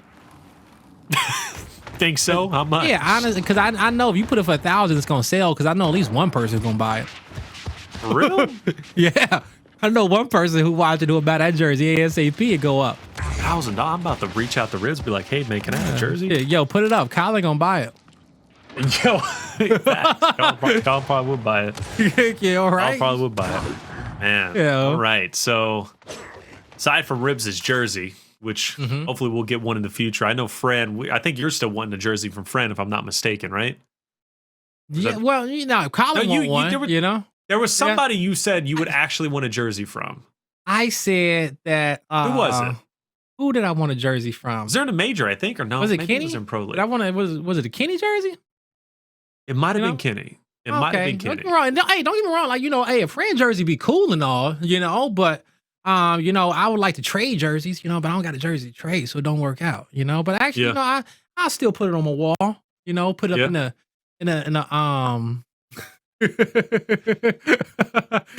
yeah. Why are you laughing? What is you know. What do you think? I know you're thinking about something, man. Crazy. By the way, I want to ask you. Yeah, what's up? Work hard, stay what? Stay plant? What are we saying? Work hard, stay planet. Does it actually say planet? It says stay humble, but it's the same thing. Okay. That's actually perfect. Yeah, that's right. Perfect But planet is a good one. You know, I'm gonna have to use planet from now on. You know, that was hella smart of you, Blaze. I mean, this is planet. Yeah, I like I try, but you know, it's a lot of dope jerseys over the years. You know that we've had, and I will want them from. I would want a player's jersey from the event in which he snapped on or probably took a W, you know, where he came out on top. Like Fran, like I would want a Fran San Diego jersey. I would want a Fran San Diego jersey or a Fran Mexico City jersey. Either or, I'm down for that. Okay. Right. Two fun events, man. At least from my perspective, you know, watching. He played fantastic both of those events. Reverse sweep. He did. Okay. Stop Latin America from getting their first chip. And he says, I'll take another one and hold it for the region. I'll hold them all. And nearly did it again with our first online event. I think the Spring Quarter Online Major, if I'm not mistaken, was the first one. And then that was under the Reciprocity roster. No, it wasn't. It was Quarantine. Yeah, they lost that one by a round, though. And they lost to UYU, if I'm not mistaken. Yeah. But you're right. It was very close. But almost a three-peat. And it was a three-peat for Kenny. It was a three-peat for Kenny. It was, but that was what made that event. So that was another one that I could say go down in history because that final was dope. That was a was. really dope final. That event, we probably had some of our best storylines, all right? You know, and it ended on Asylum. We haven't seen Asylum in forever, but that map ended on Asylum. No. It was really good. You know, it came down to a flank on the bottom of the stairs, and, you know, flank wasn't watched. And who was that again? Who flanked? Do you remember? Powers. Probably. It was one of them. Probably Powers. Okay, it was Asylum. one. Yeah. It was good. Yeah, that Asylum gameplay on Escalation, you know, second half when it comes down to the shock and the flashes and the back and forth of it. Yeah, that was a different level of Gears 5. Yeah, and I'm getting confirmation it was Powers. Yeah, The fact that we got Powers, confirmation that it was him so quickly is beyond me. I'm telling you what, I don't know how he did that. I'm gonna be real with you. I don't know. He must have pulled up the VOD somewhere because he like went in and saw that. Actually, how did you how did you find that out so quickly? Because it's got. Okay, it's magic. It's okay, magic. well, fair enough. All right, he got come there. It's magic. We figured that one out. But yeah, no, that was great. That was great. It was a lot of storylines that event, man. And you know, a lot of our online events that happen, if those would have happened on land with live crowds, we would have blew the roof off some stadium, off some venue. Well, imagine if this. I mean, it's Pro League, but imagine if 300-299 that just happened. Yeah. What happened in land, bro? Yeah, hell, and this would be a 3-hour series on land as well. It definitely would be. Well, it might not be, but might be. I don't know, man. 3 hours for these two great teams. Like I said, you know, our matches is coming up in the night. I'm looking forward with those last two series we got. All right. Oh, we got Nero in now. Nero Marinero. He's back, baby. He hasn't been here in a while, so that's interesting. Team Queso goes from being 3 up to now 4-3. Now they're playing with the sub of Nero. Now, if you ever wanted the honeymoon phase to be, you know, a factor, this would be it for Team Queso. Yeah, this would be it. Yeah. Now, as these final few shots are going to be coming through. Uh-oh, the snipe's not going to connect. Now, the good shot comes through. There's the down. But no kills cleaned up. Finally, Team Queso, they can feel themselves in that victory position. They says, yo, this is a completely different team. Okay, we know who we're playing against. Nero has to go huge on his back pillar, but the headshot is there. He's the last one left standing. He's taken out. Now we are 1 round away from victory. You know, things happen. Connection issues happen. I really hate the fact, though, that we had to have a sub this late, game number 5, but it is what it is. Luckily, Nero is there to play and sub in the official sub, so good for Team Queso, at least to keep it around. We know Sleeafer's been having, you know, connection issues all night long, so, but Sleeafer is a guy that made such an impact on Team Queso throughout this roster, and quite honestly was one of the main reasons why, if not the reason why, they won that last map on Regency. But still, Team Queso, there's an opportunity, but you mentioned it best, Abuelos, they know this isn't the same team chemistry, this isn't the same roster they were just competing against, so they have all the confidence in the world. But even so, Team Queso is going to make a stab for going for the sniper, but one by one, they continue to fall. First blood's already in. Jaled has been eliminated. Problems is in no man's land. He'll be finished off by Solar shortly, and he'll double back onto Nero, who does get the drop. 4v2. Now 4v1. Nero's gone. 6-3 is where this will end, and the victors will in fact be Abuelos as they take the victory in the series 3-2. Good job to Abuelos for coming out on top. Both the executions, they were able to close them out, and they will be victorious getting that win today. Now, it's unfortunate that the series ended the way that it did, but hey, they will get that victory in their win column, so congratulations to them for that one. But I will say, I want to see these two teams on a rematch when they're both at full strength.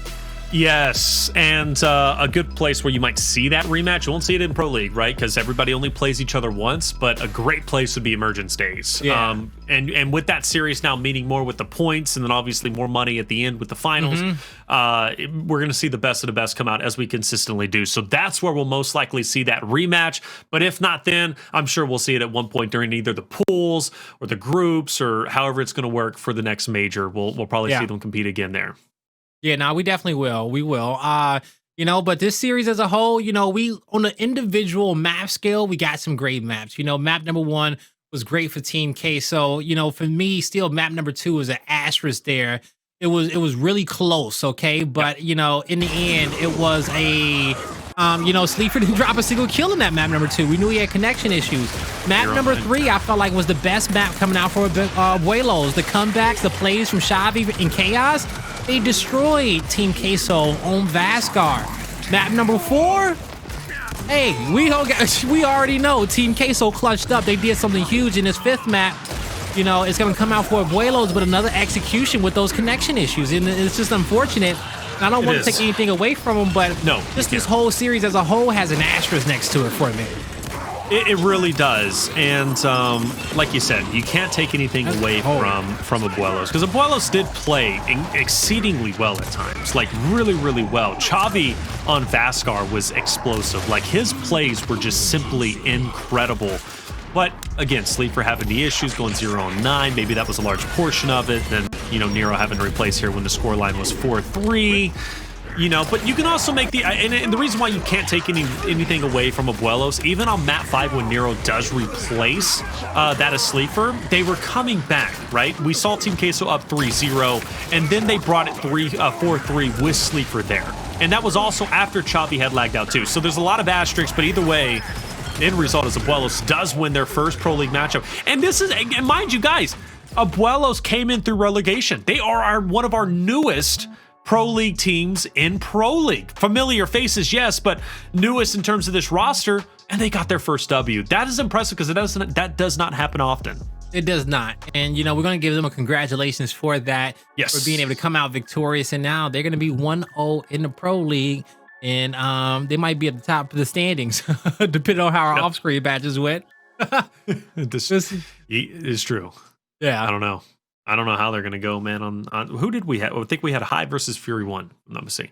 So, Fury 1 3-0'd Hive. Hey, so that's win percentage. Fury 1 is number 1. Okay. There you go. Would 3-0. Kind of, hey, Fury 1 number 1 in Pro League. We'll find out at the end of the night, at least for day number 1. That'd be kind of wild. But hey, excellent series despite all the hiccups. Abuelos, congratulations for the 3-2 victory. Team Queso, you guys look strong though, and I would love to continue. Hopefully the connection issues clean themselves up.